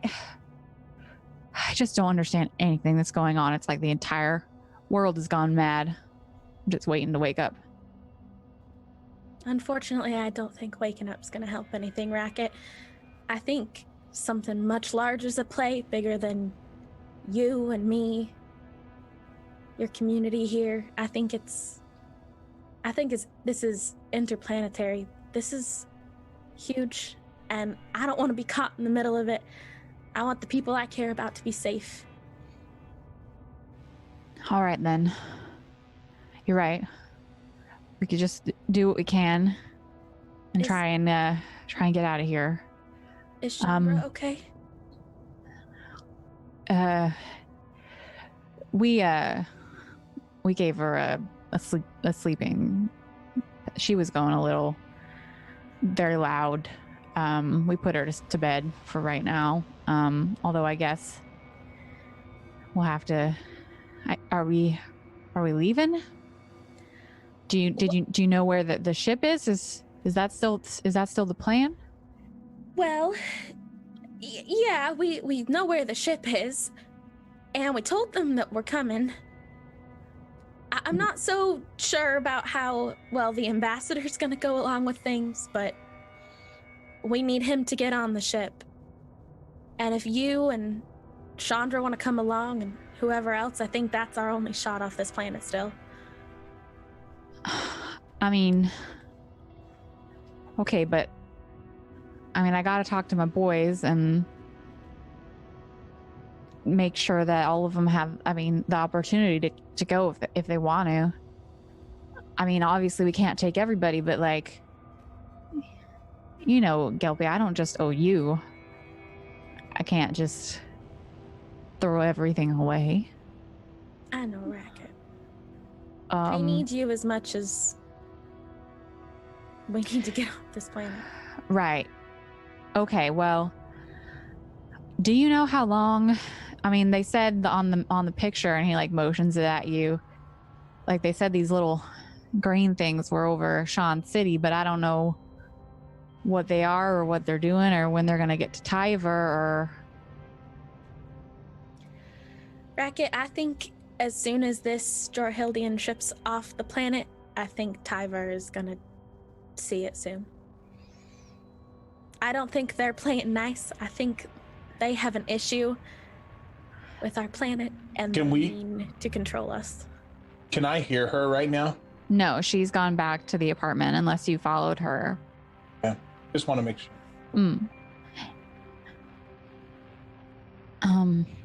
No, you're right. It's probably no good after what happened in Sean City. It can't be. I mean, it's not fairy dust, right? If they did something, then it's probably something bad. Yeah, I've kind of lost that kind of optimism. Y'all are smart, right? Can you ask one of your friends? I don't know anything about anything, but surely there's got to be some way to figure out how long we got to get ready for all this, right? I mean, I'm sure how long we have before we have to leave? Well, the ship's taking off soon. They are waiting for us and they're losing their patience, and I fear they're gonna leave without us if we don't head there now. So like 5 minutes or like an hour? I gotta tell my boys and see if they want to tell their family. And I know that Jesse's got a little girl and she's probably back home, and that's like, I mean, like he could take the car, but it would still take like 5-10 minutes. Do we have time for that? Racket, I think we do not have a lot of time. I think you need to choose who absolutely needs to get off, and then I swear to you, I will help you come back and try and save the rest of these people once we figure out what's happening. But we don't have time to tell everyone. We can't take everyone. We've got to save at least some of us, and then maybe we can figure out how to stop this. All right. I mean, I'll just send a message, and anyone who can get here can get here. I can't choose. I can't do that. You can't make me choose. I know, Racket.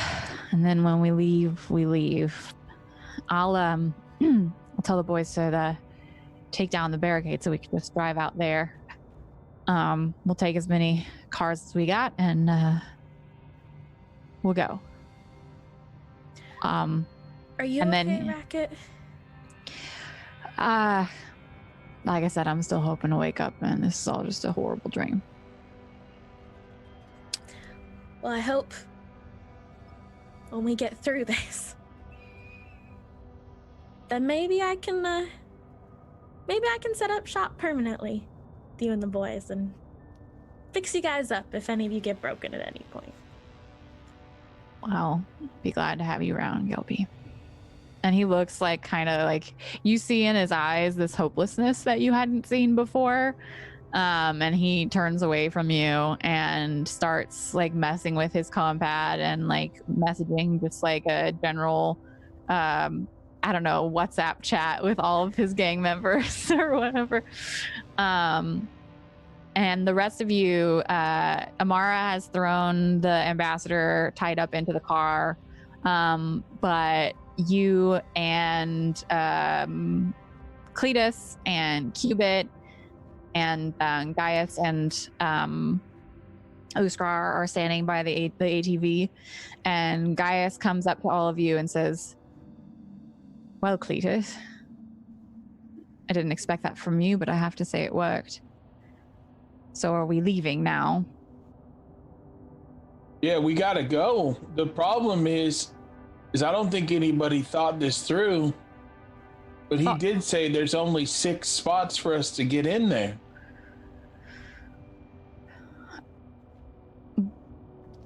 Thought this through.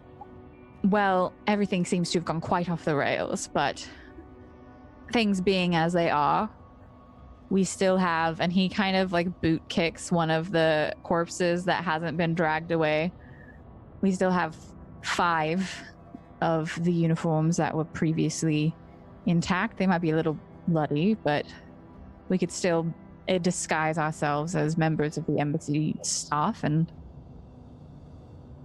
I'm certain, and he motions to the car, I'm certain if he is appropriately threatened, he won't say anything untoward. So, 5 of us.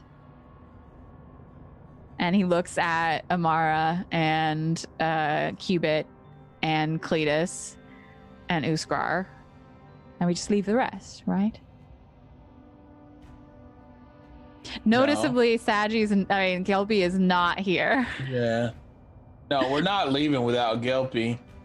Amara is tell you very that offended. She is very offended. Why don't we just leave you here?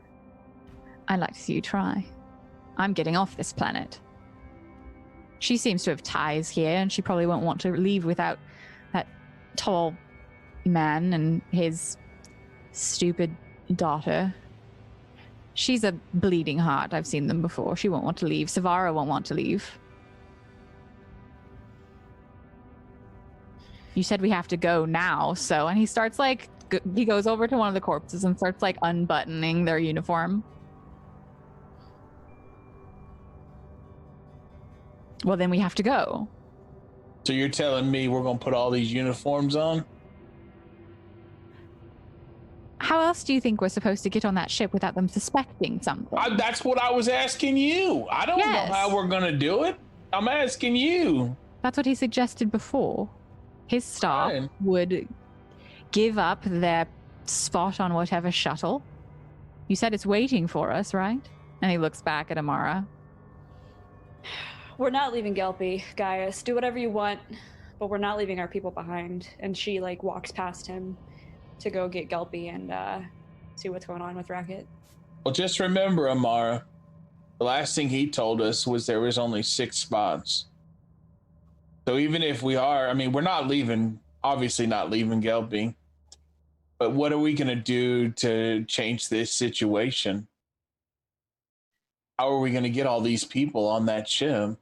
And Amara, I think in this moment, she kind of has like a moment of pause where she's trying to like fix the problem and realizes she can't. And not like towards Cletus, but like still kind of just like outward into space. She says, then we'll make more spots, and keeps kind of like charging on towards Gelpy.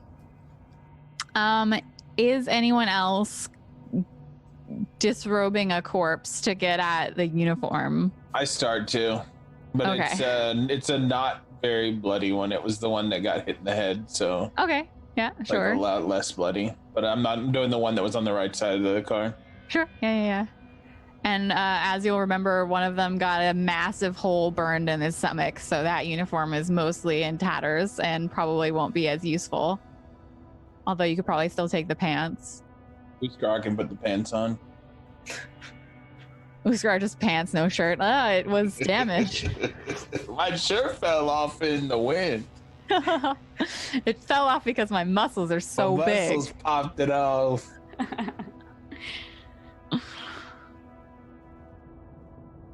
I don't know if Cubit would go for a uniform. I don't think that she would. Are you like standing over a body and like hesitating, or are you very pointedly just like, I'm not going to do that? Are you going to get your bag?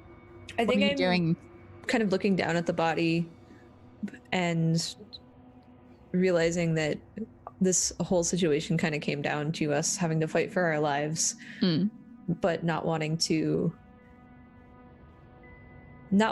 be kind of left behind, so we kind of had to do what we had to do. So I'm having this moment of realization, just sitting there,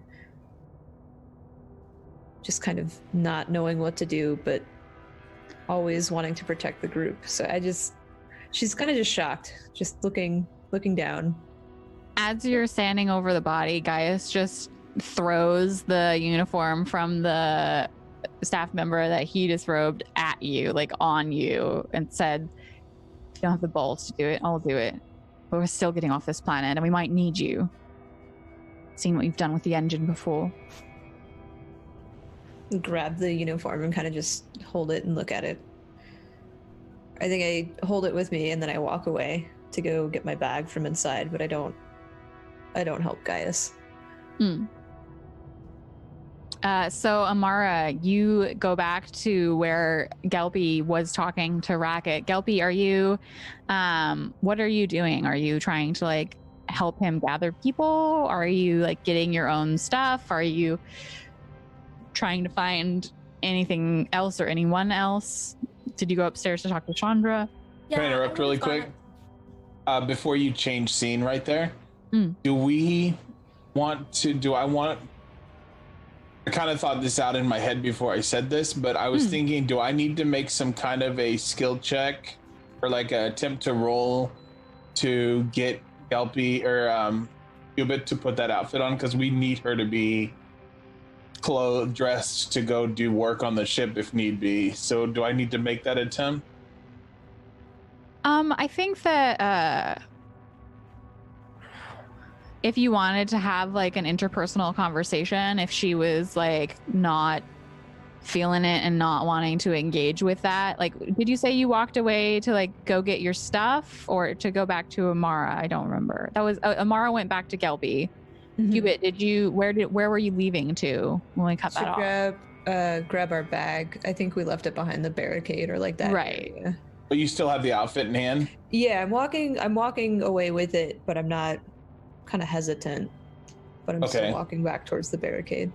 So she has one, yeah. Okay. I'm not like tossing it away. I'm just kind of in shock, I guess. Yeah. Okay, so like if she decides that she doesn't want to do that, we can have that conversation later, but she's still obviously in the process of like figuring out exactly what's going on. But Amara, you go back to Gelpy. Gelpy, you had gone into the apartment, you said? Yeah, I would have gone up to where Chandra was, and so if they gave her a sleeping pill. Yeah, she's out. She's like, because you can tell that by the way, like you can see the tracks of tears on her face. And if you look around, there's probably Savara and one of the members of Racket's gang that was in like a sniper position before. They're both sitting at the dining table that has Johnny laid out on it. His body has been cleaned and his head wound like dressed to the best of her ability. You can tell that Savara probably used the rags that she tore from the captain's shirt in the ship. You see like little ruffles and maybe a bit of like gold thread from a epaulet.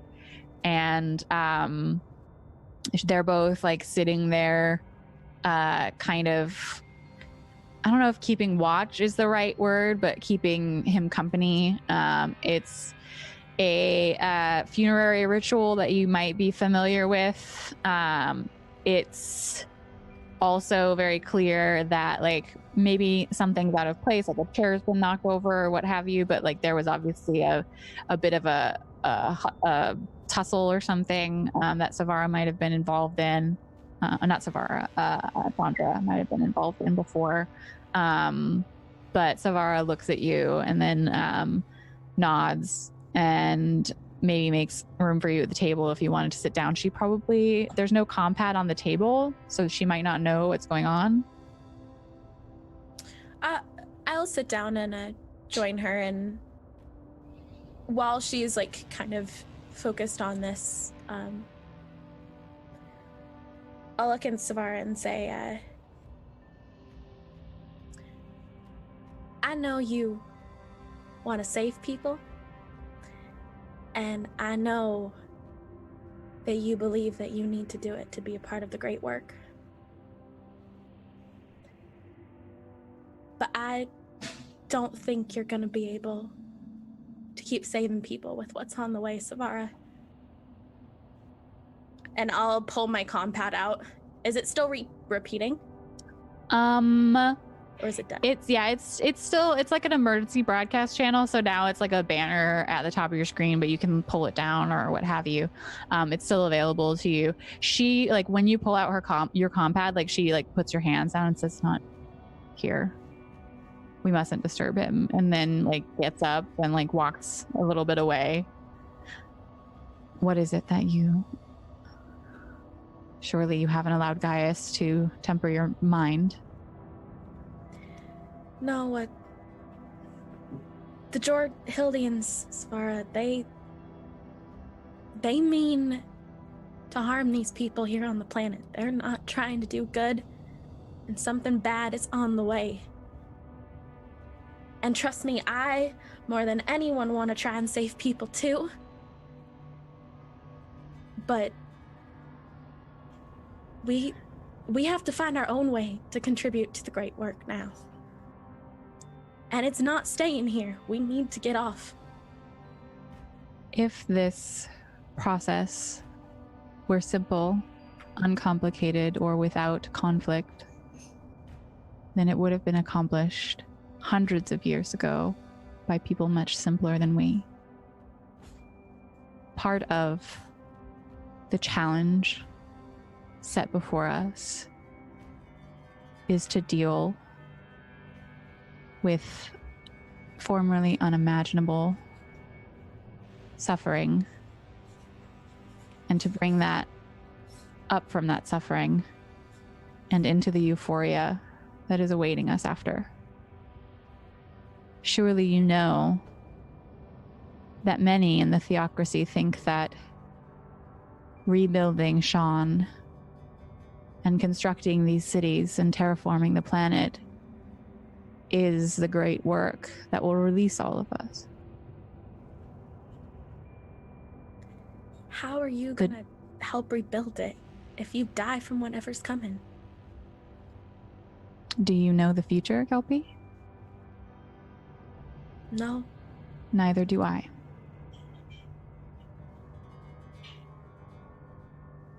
So you mean to stay then?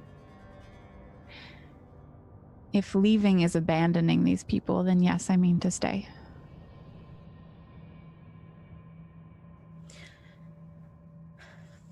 Even if it means we could stop whatever the Jorhildians are doing, or we could try, or we could tell someone what they're doing. Maybe help other planets in the system. Perhaps your task and mine differ. I don't think that you are inherently, well, cowardly. I don't think that of you. I know we all have our own reasons. Maybe my task is to stay and yours is to warn people.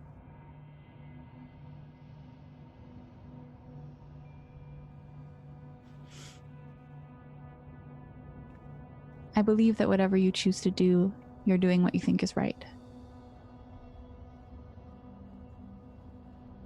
This is what I have chosen to do. I did not want to leave Sean City behind, and I will not leave Tyver behind.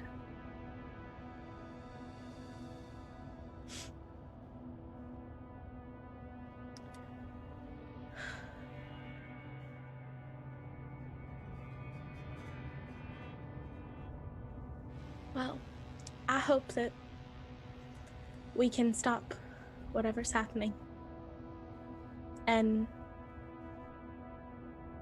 if anyone's gonna help these people, I'm glad that someone is dedicated to the great work is here to help them. I'm sure that'll help Racket feel a little bit better too. Just remember, Gilby, that sometimes the odds seem insurmountable merely because they are. And that it is not our duty to surmount them, but instead to live through them. And deal with the suffering and the tragedy. And continue after.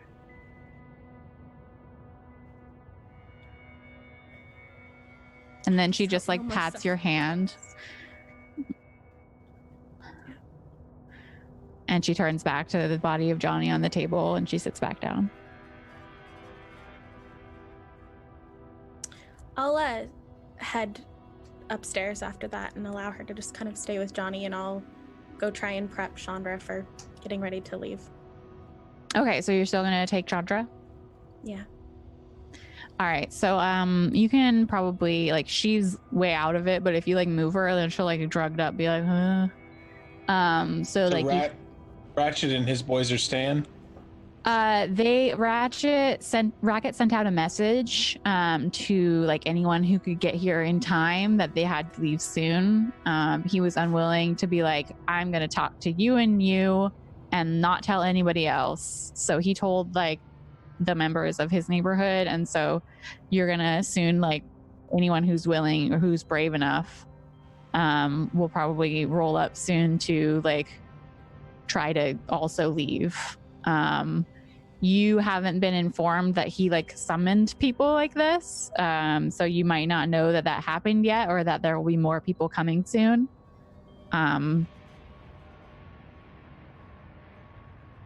But if we want to just move forward a little bit, Gelpy with Chandra's bag, I don't know what she had in it, but probably not a ton, like clothing and stuff, and a very like bumbly, like wisdom tooth drunk Chandra comes stumbling down the stairs. I don't think anyone stopped you. Amara, you had also gone, like maybe you reached the apartment soon enough to give Gelpy a bit of a hand in getting this drugged up Chandra down the stairs. The rest of you, Gelpy and Amara, kind of like stumble up to the barricade, which 2 or 3 of Racket's gang are kind of like disassembling. And you see like some of the ground cars have been moved to be ready to go. It's going to take them a while, probably at least an hour, to make a hole big enough to get vehicles out of. And you still have the ATV in front of the barricades.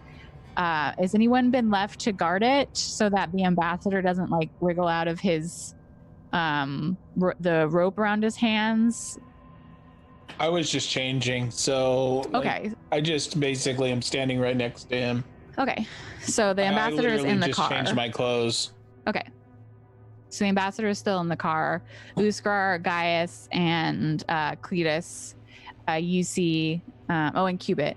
You see Amara with Gelpy and Chandra coming up. You see Gelpy, you see that they're wearing kind of put together uniforms, like messy, a little bloody uniforms of the staff that were on the ground. The bodies are now like somewhat like stacked or hidden a little bit away, maybe covered with a tarp. What? You guys felt the sudden need to change? We were merely going along with the plan, remember? We're to be the embassy staff. So we put on their outfit so that we could be their staff. Or did you forget that part of the plan?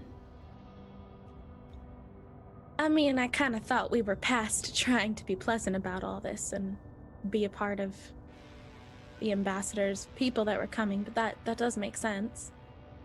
Uskar is just wearing some pants and the shirt with the big hole in it.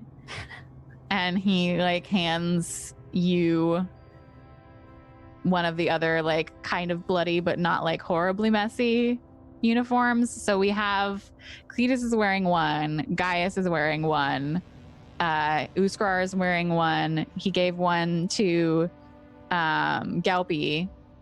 And he also, I think there's also one for Capitan, of course. Chandra probably doesn't need one. Cubit already has one. So I think that's 6, if I'm counting correctly. That was 7, I think. Oh, crap. No, it might have been 6. Yeah, it was 6. Yeah, 6, because okay. Uskar is wearing the one that had the giant hole in it. Yeah. I don't know if I'm counting correctly, but I refuse. It's okay. Again. I think you're close. Let's just call it close.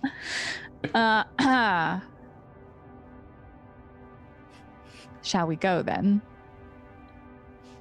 Let's get out of here. It's time to go.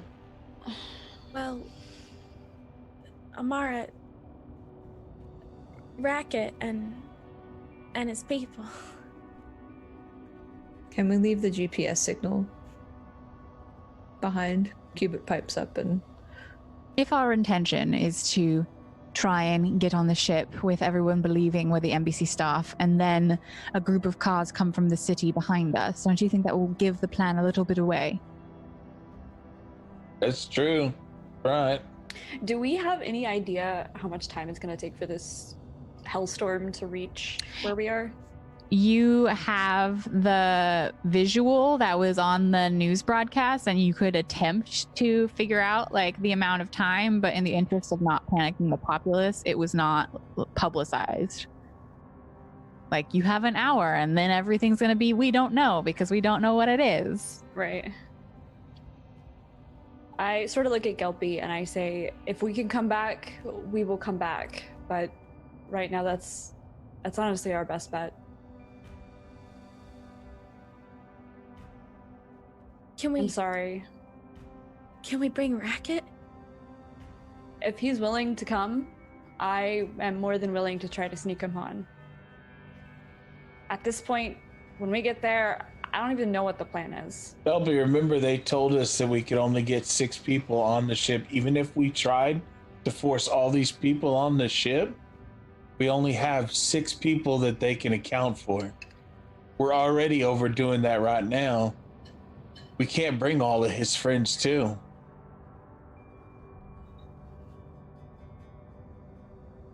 Yeah, that makes sense. I mean, I guess they'll still have Savara. We can leave all our medical supplies and then they can get in like a real tight room and hope when we get back they'll be okay. Yeah. Besides you all, Racket's really the only person that has ever been really nice to me on this planet. I've had to move to a lot of different planets, and he cares a lot about his people, and he's a good guy. But I think that Gaius looks over at Cletus and like mouths behind Gelpy's head, like bleeding heart. And like points at her, but like is behind her, like being like, what did I tell you? I rolled my eyes. Well, are we going or not? Did he respond to the video? I look at the comm pad.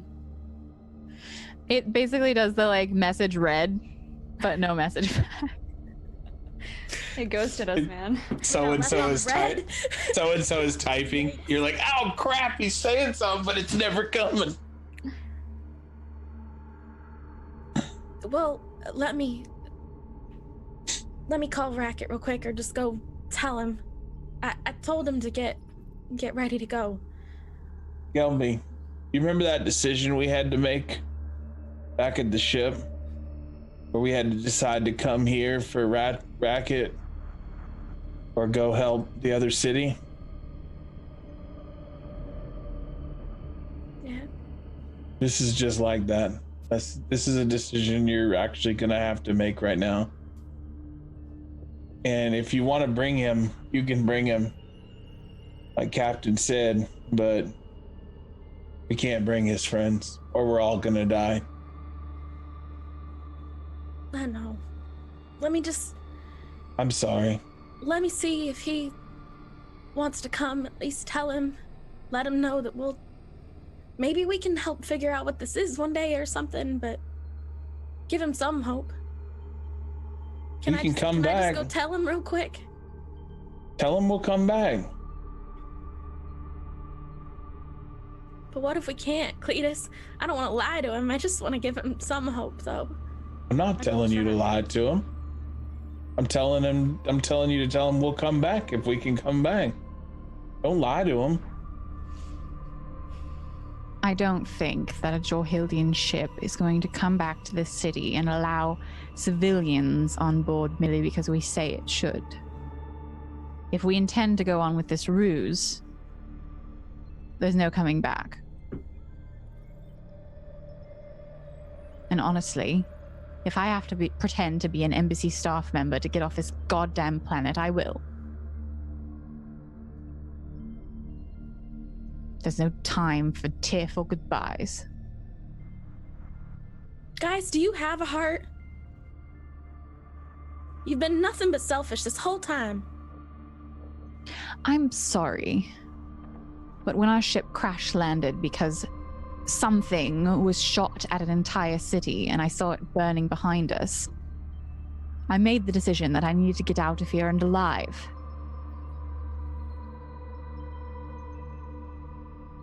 I'm not willing to sacrifice my family and everyone I know to stay stranded on this fucking planet.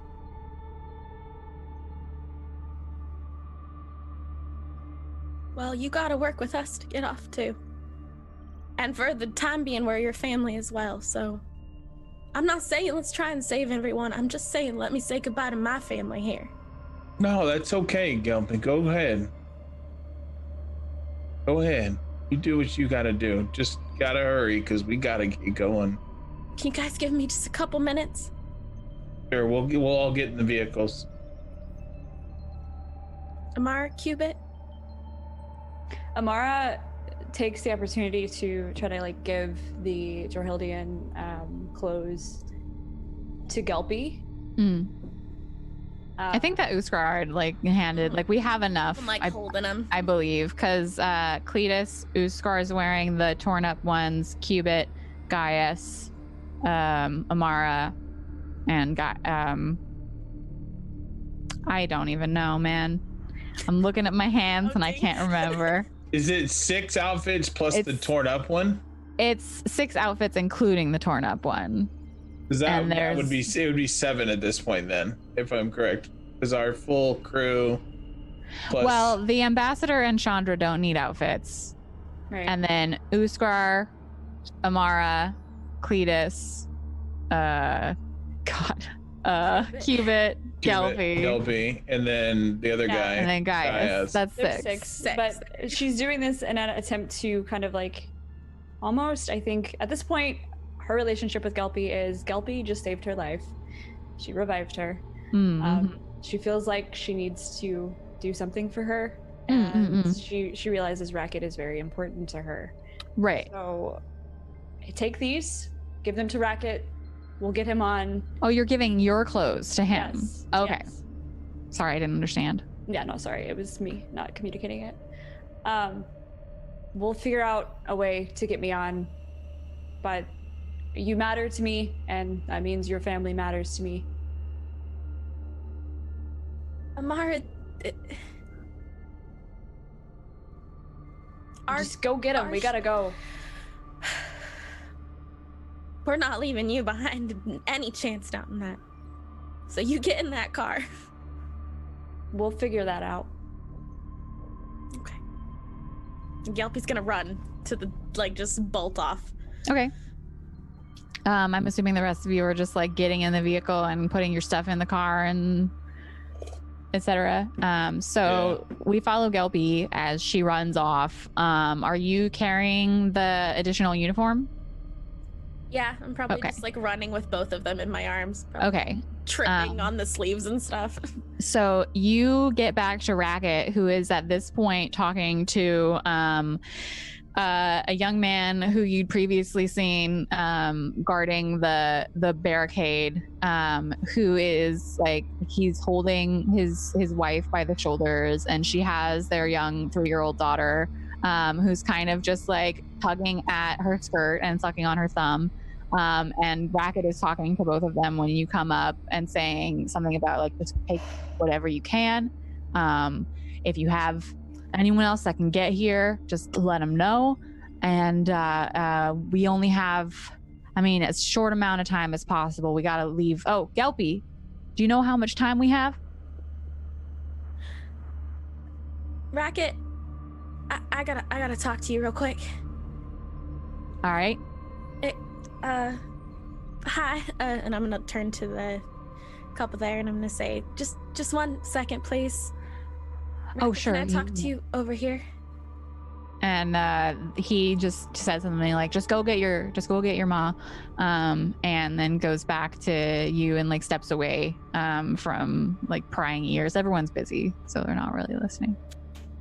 What is it?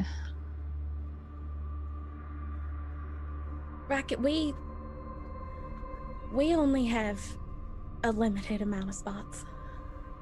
Well, yeah, that car can only seat 8, so we got these cars and we're taking down the barricade. And if you just send us if you need to leave like now and figure out like how many spots are available, then just send us the coordinates and we'll be right after you. Yeah, Racket, I don't know how receptive they're gonna be to the group there, and I'm gonna kind of like hold up the uniforms. They're gonna try and pretend that we're part of the embassy, that we belong with the ambassador and Chandra. And I don't know how receptive they're gonna be to civilians. Even if we send you the coordinates and... So that's how you're gonna pay me back, huh? Give me a dead man's uniform and tell me to leave all my family behind?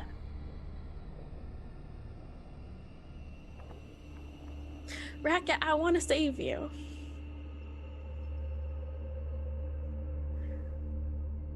There's not any waking up from this, Skelpie. My son's already dead. I'm not gonna leave everyone else I've ever known. Can't believe you'd ask me that. Thought I knew you better.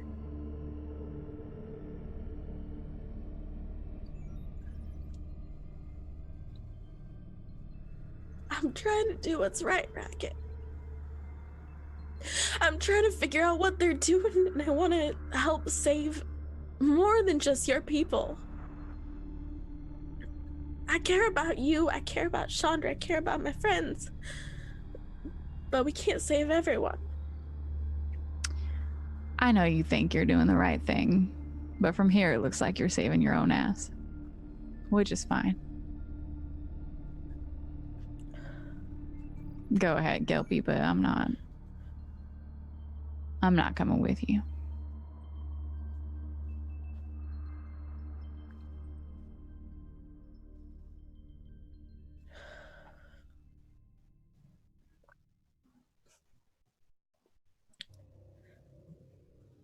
That's fair.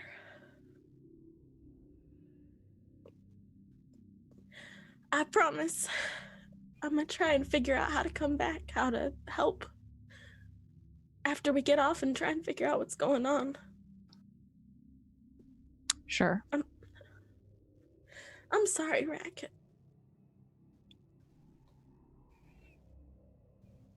Me too. And he just like turns away from you and goes back over to where Jesse and his wife and 3-year-old daughter are standing by the car.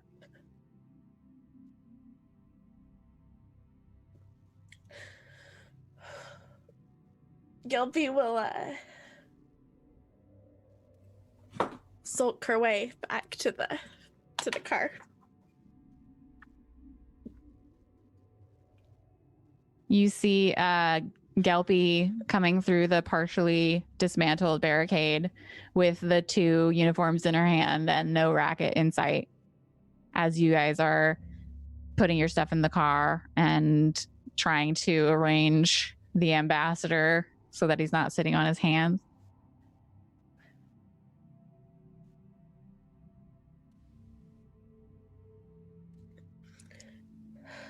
And Gelpy will just walk up to whatever side of the car Amara's on and just hand her the uniform silently.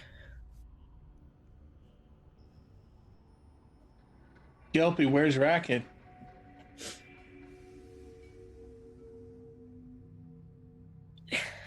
He's not coming, Cletus. Why is he not coming? We got room for him. He's not gonna leave his people behind.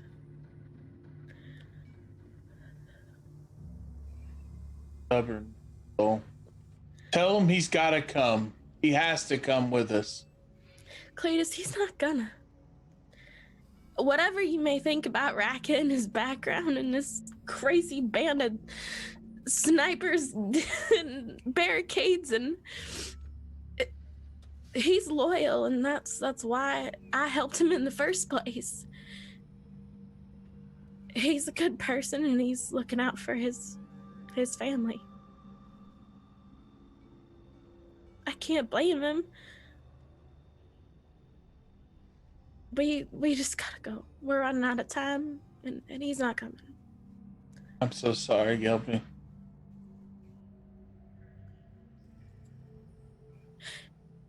Guys, if we actually get off the planet, we gotta help these people. We gotta stop the Jorhildians. This is horrible. I don't know what we can do. I mean, but we gotta try. Tell someone. Okay? We'll give it our best shot, I promise.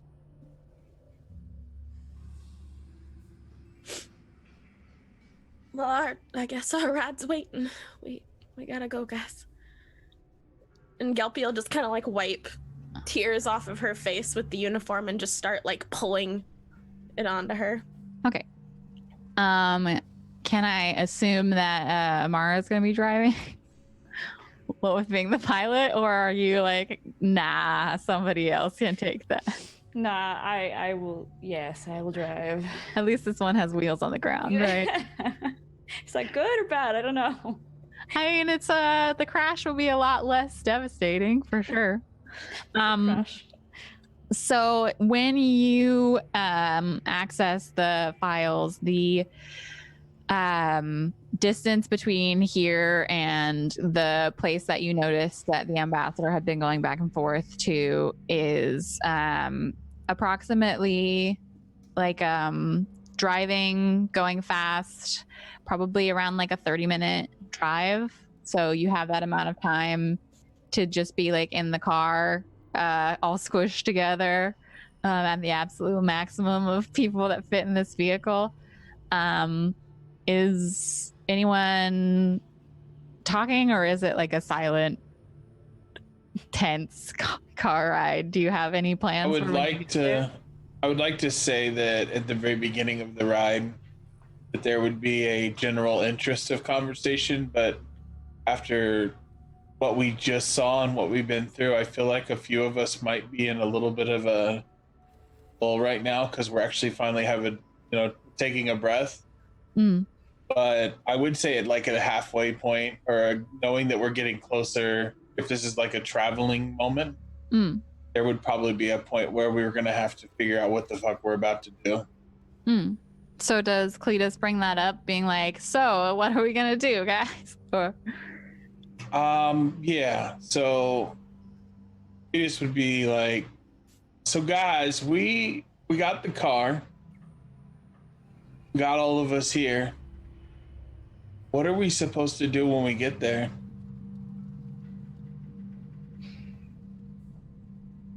Amara's like frantically, is there like a radio or like some? I assume that it's for the most part, it's like a super high-tech vehicle that we have right now, like a Tesla probably. It's got like a massive, like it's got the wheel, it's got tires on the ground, and then it has like a massive screen that is like a larger version of the comm pad that you can look stuff up on or like fiddle around with.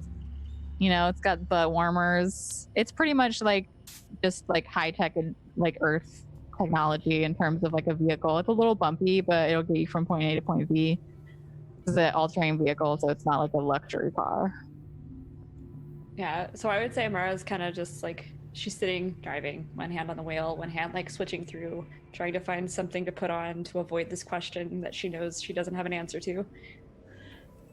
You put on like a music station that for some reason is still playing with like intermittent emergency broadcasts interrupting it, and it's like it sounds like a 50s crooner music, but in the native tongue of the planet of Kozar Disc. So it's like in a different language that Gelpy definitely knows because she at least like was there before, but I don't know if the rest of you are familiar with that language.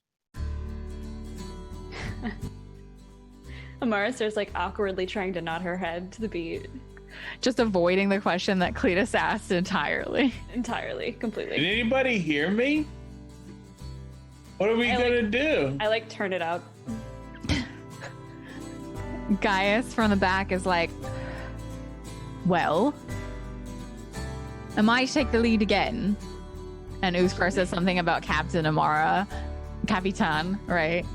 And then Gaius says, one or another of us is going to have to make sure the ambassador doesn't give the game away. And he like probably is sitting next to the ambassador and like pokes him in the side with his elbow while this music is just like blaring.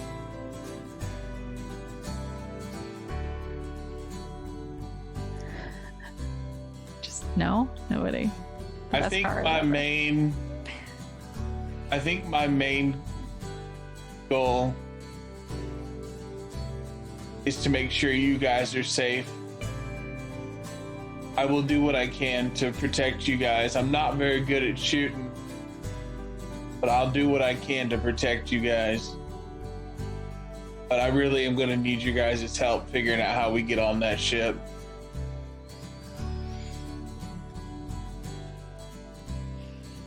Cupid or Gelpy, do you have anything to say in this moment? Gelpy will have been like pretty like emotional and quiet for this ride, but when Cletus says like that he'll do anything to protect, Gelpy will kind of chime up and say,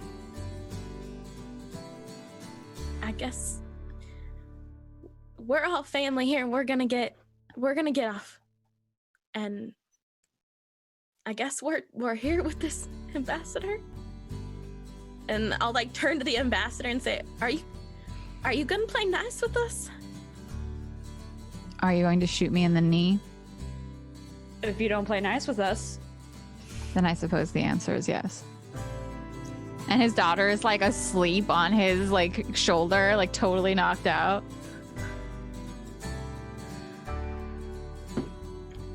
Well, Capitan, it sounds like he's gonna play nice with us or we shoot him. What's the plan, Captain?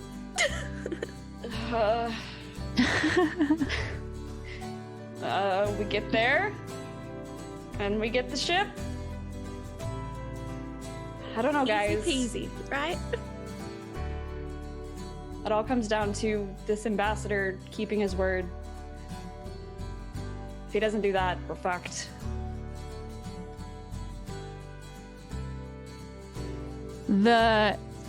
The music goes on and the car ride goes on for a little bit longer, and when you're probably within 10 minutes of reaching your destination, you start to see an odd colored cloud in the distance coming at you fairly quickly. And it's definitely like in between like you and where you're going. Like it's coming from the direction of the place that you're going to, and it's coming fairly quickly, and you can start to see the winds pick up, moving past you, moving past the vehicle, and there's this just massive cloud. It looks like fog, but the second you see it, you realize that it's probably whatever the Jorhildians released into the atmosphere coming in a wave, and fairly quickly. Captain.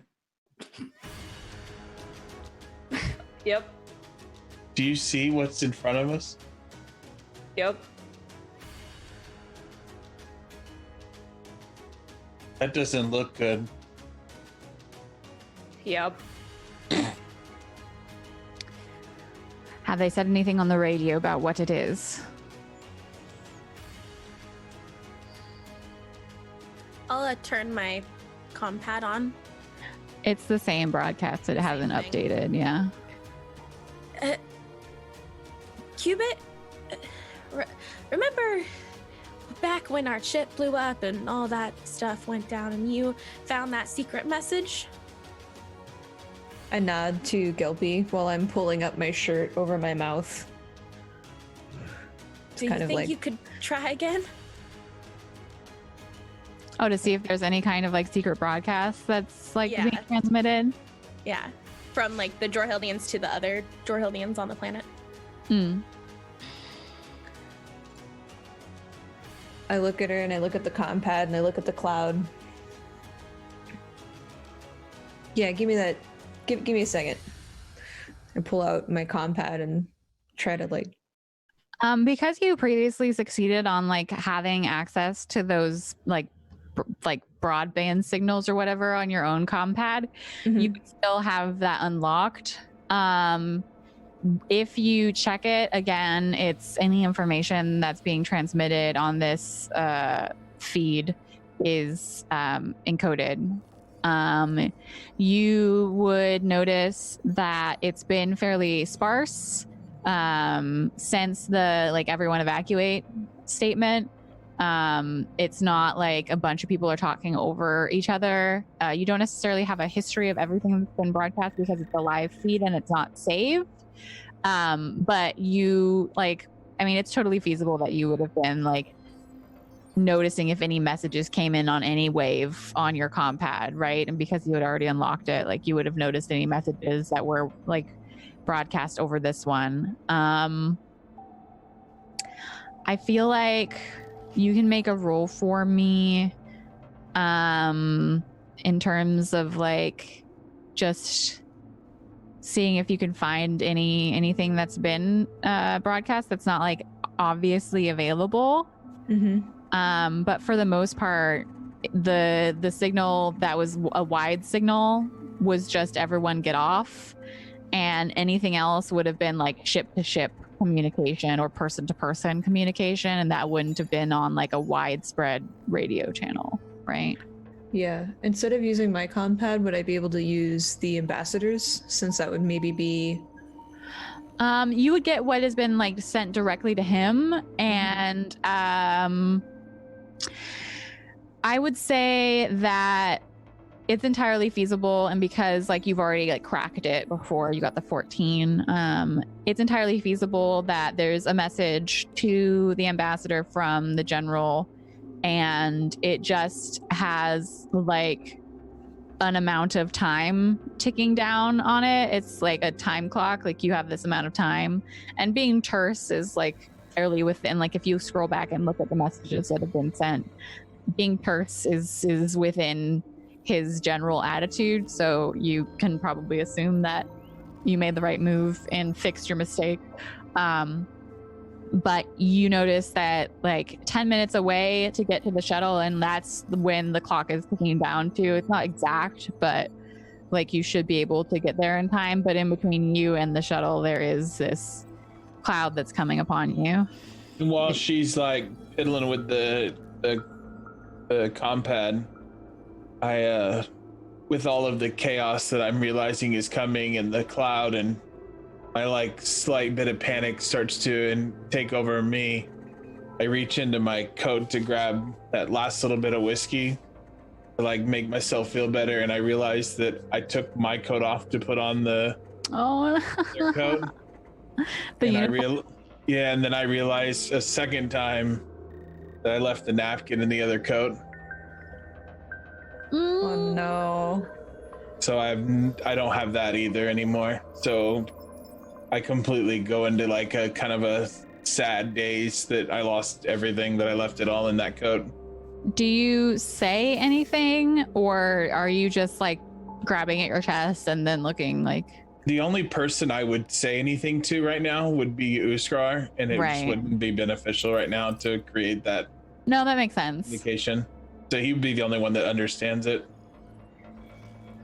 Right. So you just see like it's pretty close quarters in the vehicle. So everyone's kind of looking at this massive wave, and Gaius was asking like, do we know what it is? And there's no information. You don't have any extra information. You, Qubit, like accessing the ambassador's comm pad, would know that like if you can get there, you appear to be like on the schedule set for you by the general, but there's no information about like what this cloud is or what it's going to do. And Cletus just looks a little bit like in shock.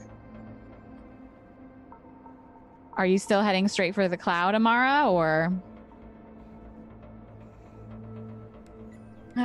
Amara's sweating, and you could tell that like the speed at which the vehicle is going is both increasing and decreasing drastically as she like isn't paying attention. Like you're like you're like, oh no, I need to slow down. Oh no, I need to go faster. Okay. Yeah, like she is very much in limbo with what to do. Is Gelpy right next to me, or is she like in the back? I mean, she could be. We haven't said where anyone's sitting except for like Gaius is next to the ambassador. I kind of like look at Gelpy, and as I have in the past, ask her, what do we do? Should I keep going? What do we do, Captain? I'm just kidding. What do we do, real Captain? I think Cubit at this point just kind of holds up the comm pad and is like, well, whatever we do, we have this much time to do it. And Amara, you would know like that's about as much time it would take you to like at your current pace get to the landing pad or whatever you think it is, the fort, the shuttle, the ship, supposedly. I think you gotta step on it, Amara. And immediately she does. There's no hesitation. Okay, so here's what happens. You floor it. You floor it towards this. You floor it towards this cloud, and as you're getting closer, you can see that what looked like one wall of fog is actually like separating as you get closer into visibly like a ton of tiny drones, and all of them are releasing a mist onto like the ground, into the air.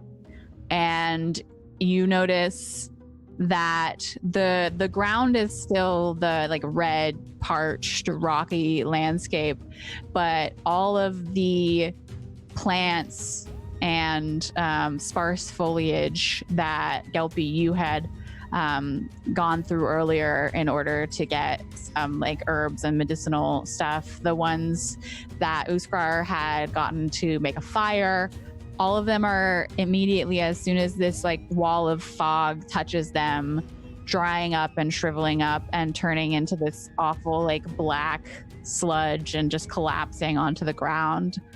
It's not affecting the rocks and it's not affecting the road, but it appears that any living thing that's out in this mist is just turning into like nothing.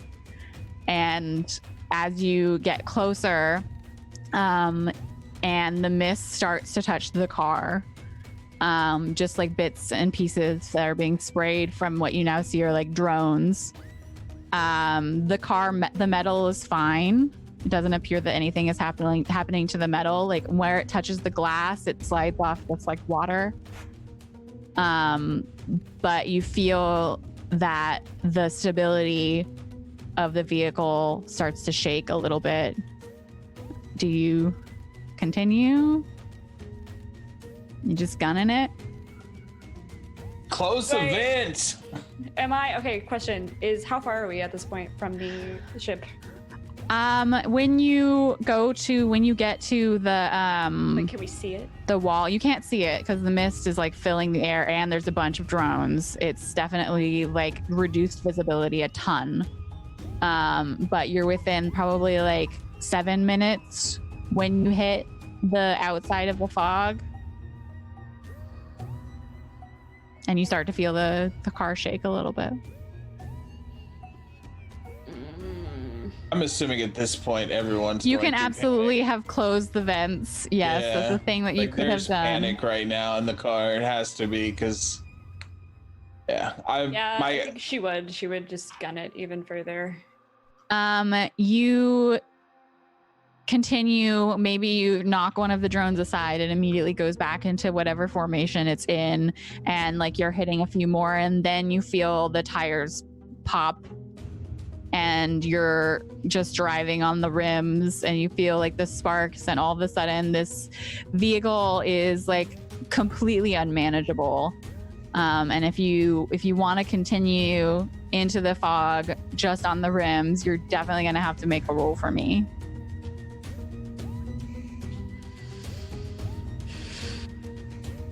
We can't get out, guys. I have to keep going. We have to keep going. You have to keep going. We don't have an option right now. Yeah, so as I kind of feel the tires pop, I have both hands on the wheels. I'm trying to, control it and not spin out. But maintain the speed at which I'm going. So... Just for clarification, I'm assuming being this is a highly technical car, it's not vents that we closed yet. We probably cut off all outside air. So our oxygen is controlled. Yeah, it's you're not in danger if you you made the point that you took care of that, and you're not in danger of breathing in whatever it is outside until you exit the vehicle. I'm not gonna do that. Just making sure. Yeah, don't worry about it. I want from you, Amara, a dexterity and pilot roll to accurately navigate ATV that's running on rims now. Yeah. Okay, where's my pilot at? Oh, it's in the positive ones. Right. I know how to do this. Okay. Ostensibly. I know what I'm doing. Didn't you take more skills in pilot? Yeah. See, it's gonna be just fine. It's gonna be fine. It's gonna be all right. Everything's fine. Okay, here we go. Ooh. So you're wrestling with the wheel. 6, by the way. Oh yeah, sorry, that was a 6. You're wrestling with the wheel and trying, you feel it pulling you one way and then another, and all of a sudden, almost without you realizing what's happening, the one of the wheels must have run over something, and there's a jerk, the right side of the car jerks up, and just instinctively you turn and run the car off the road and into a rock. The front of the car slams into the rock. The padding or air padding, the airbags explode in the front and on the sides of the vehicle. Everyone's fine. You're not damaged, but the car, you can see, is basically like an accordion in the front, crunched around this rock. And there's definitely, it's hard to see in the fog, but there's definitely steam coming up from the engine, and a 6 was not enough, is what I was saying. I was gonna ask if she could re-roll, but Jesus. I already used my re-roll, yeah. Amara just lays her head on the steering wheel and whispers, I was just a bus driver. Kind of just you're sinks. our bus driver now. We'll be fine. It's fine. We'll find a way. Amara, it's fine. The Cubit, you see that the clock on the comm pad is at 6 minutes. I pick up the comm pad and I'm like, well, guys, we still have a little bit of time, but we got to do it. We got to do it now. We got to think of something. Are there any provisions? Do we have masks? What's in our health packs? I mean, how is a mask gonna help us if it's destroying everything? We gotta try. Well, it's just gonna kill us. It's just gonna get on our body and kill us. I mean, if we don't... Unless you have a super huge ship we can pull out of our pocket, what are we gonna do? I think Cubit looks over at Amara and is like, you got that suit. Yeah, I was thinking that out of character, we established that suit only is for me, right? Yes, you cannot project it onto other people, no. Okay, so... Can you turn it into an umbrella? I'm just kidding. Well, I'm thinking, guys, I'm back in character. I'm thinking maybe I can put it on and try to make it to the ship and come get you. That's our best bet right now. Yeah, I guess that would be our only option. Do we just stay in the car? Probably that's the best idea here. Is there any broken window? What? She's gonna have to get out. Doesn't that open the door? Yes, that would open the door. You're correct. That's not good for us. And I can't do any repairs to the vehicle while we're inside of it.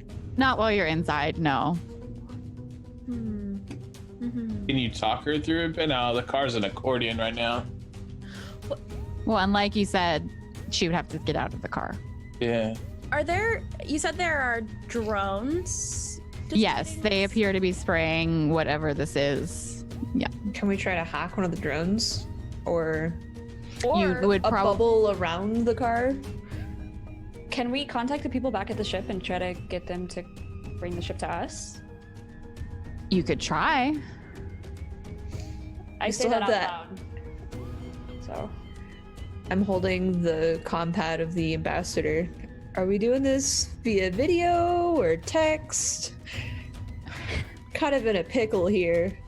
It shows 5 minutes on the countdown. Gaius, Ambassador. who is sitting in the back with the ambassador, who appears to be kind of freaked out, like he doesn't look like he knew that this was happening. He just grabs for the comm pad and he like just pulls it toward him, like he doesn't take it out of your hands, Cubit. He like pulls it toward him and he's like, is this how much time we have?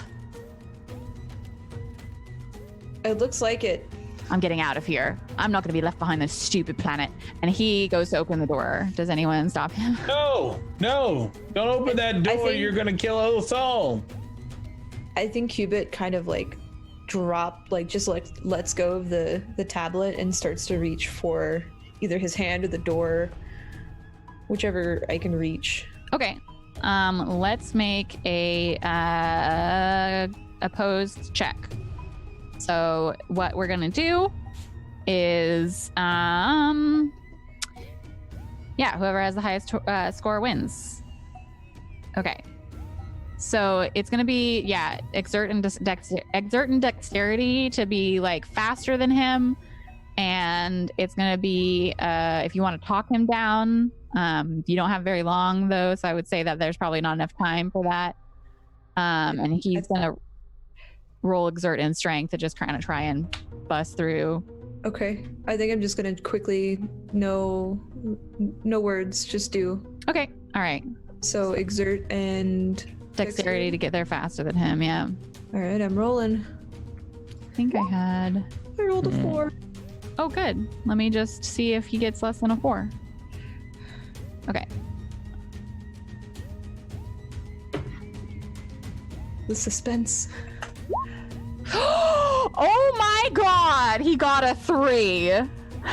Holy shit, he rolled 2 1s. Everyone's panicking. So the clock on the compad, on the ambassador's compad, it says 5 minutes. Gaius yells out like, I don't care what you want, I'm just gonna get the fuck out of here, and goes to just reach for the door, but Cubit just like slams her arm down on the lock button and just holds it while Gaius like kind of panicking, his eyes wide, just wrenching at the door trying to get it open. And that's where we will leave the episode for tonight. Good God. What have you done to us?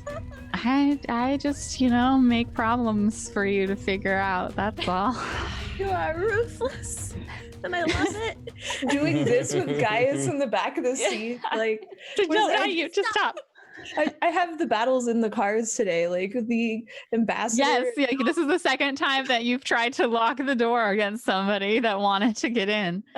I'm just the happiest that we got to do some more piloting for Amara. I'm just. I wanted to say out loud, why are you here, by the way? No, I'm just kidding. Waiting for that comeback where she's just gonna like manage to be the best pilot in the world. But I feel like you really need to just go hard on the hacking, because that seems to be where your skills really lie. Just hack my way Also, into being a good pilot. Also the like superhuman fighting is probably, that's where my use is at, really. You're real good at that. Well, I am mostly excited to see how our missing member Jay deals with everything that happened this episode, and I'm really excited for Uskar to be back. It was, it's always a bummer when someone has to miss an episode, but I know that Capitan was definitely said at least a few times. So please wish Jay all the well wishes and getting better, and not having migraines anymore. Fingers crossed that gets solved before the next episode. But meanwhile, everyone else is doing really cool things on the internet. So let's start with our favorite Capitan herself, Tadriel. Where can people find you, and what are you doing this week? Hey, you can find me twitch.tv/Tadriel. I play a lot of Rainbow Six Siege, and I play God of War. We're playing God of War right now, so if you want to catch me doing that, I'll be doing that on Saturday. That's what I'm up to. I also don't think I've taken the time to really say thanks for having me on here, so thank you for, I guess, having me, and thank you to the group for, well, I don't know if I should be thanking you for calling me your captain. I don't know if that was the play, guys. No, but seriously, thanks for having me, and Jay, get better. I feel like I'm gonna meme the shit out of Captain. What are we gonna do now? You just turn your headphones up. Well, Cletus, you can go next then. Where are you gonna meme the shit out of the rest of our beautiful viewers? Where can they find you this week? Twitch.tv/Cletus Buford. I just started up a community Minecraft server, and we're building awesome things. I also have a project in the works with Petrato coming soon, where I'll be doing a Minecraft show. So that's amazing. Really excited for that. Much fun. Is that going to be on your Twitch channel as well? It will. Awesome. Very, very cool. Things to look forward to. Cubit, who's been fighting over door locks all episode, where can people find you? And I hope you won't lock them out of there. You can find me fighting all those door locks. You can find me here on Twitch at twitch.tv/callmestarbuck. I also play a little Siege. Lately, we've dived into the Monster Hunter DLC, Iceborne. So that's been a good time. Very, very fun. And last but certainly not least, I'm so happy to say that you're the first player I've ever made cry, Sagittarius. So, I'm a ruthless Blue Jay. You did amazing. Every minute. It was so good. I'm not gonna lie, I actually cried too. So. Two! I got two. You made me cry as well. Nice. I was very protective of it. I'm really happy to have been able to, with the help of all of you, make such wonderful stories. But where can people find you this week, and what are you up to aside from being real cute all the time? Well, thank you. But I'm Saggy. I almost went into Gelpy mode there. I'm Saggy. I am a creative streamer. I get real emotional and draw space babes late at night. So no schedule right now, but if you can't sleep, chances are I'm probably streaming. So twitch.tv/Sagittary. And yeah. Very, very cool. Well, you can find me, Evil Space Master Blue Jay, on Twitter at BlueJay_712. I am also hopefully going to be on Twitch this weekend, but this week has been the freaking busiest. I had 4 role-playing shows this week and 1 tomorrow. So fingers crossed I can get done with all that and finally get back to doing my regular job. I'm looking forward to all of that, and I'm looking forward to the next episode. I'm looking forward to Jay being back, and thank you so much, Black Steven, who gratefully did the production on this episode. You're great. And thank you, Wack. Thank you, Wack. And we'll see you all next week at 4:30 p.m. Pacific time, 7:30 p.m. Eastern, for another episode of The Bystanders here on Tablestory.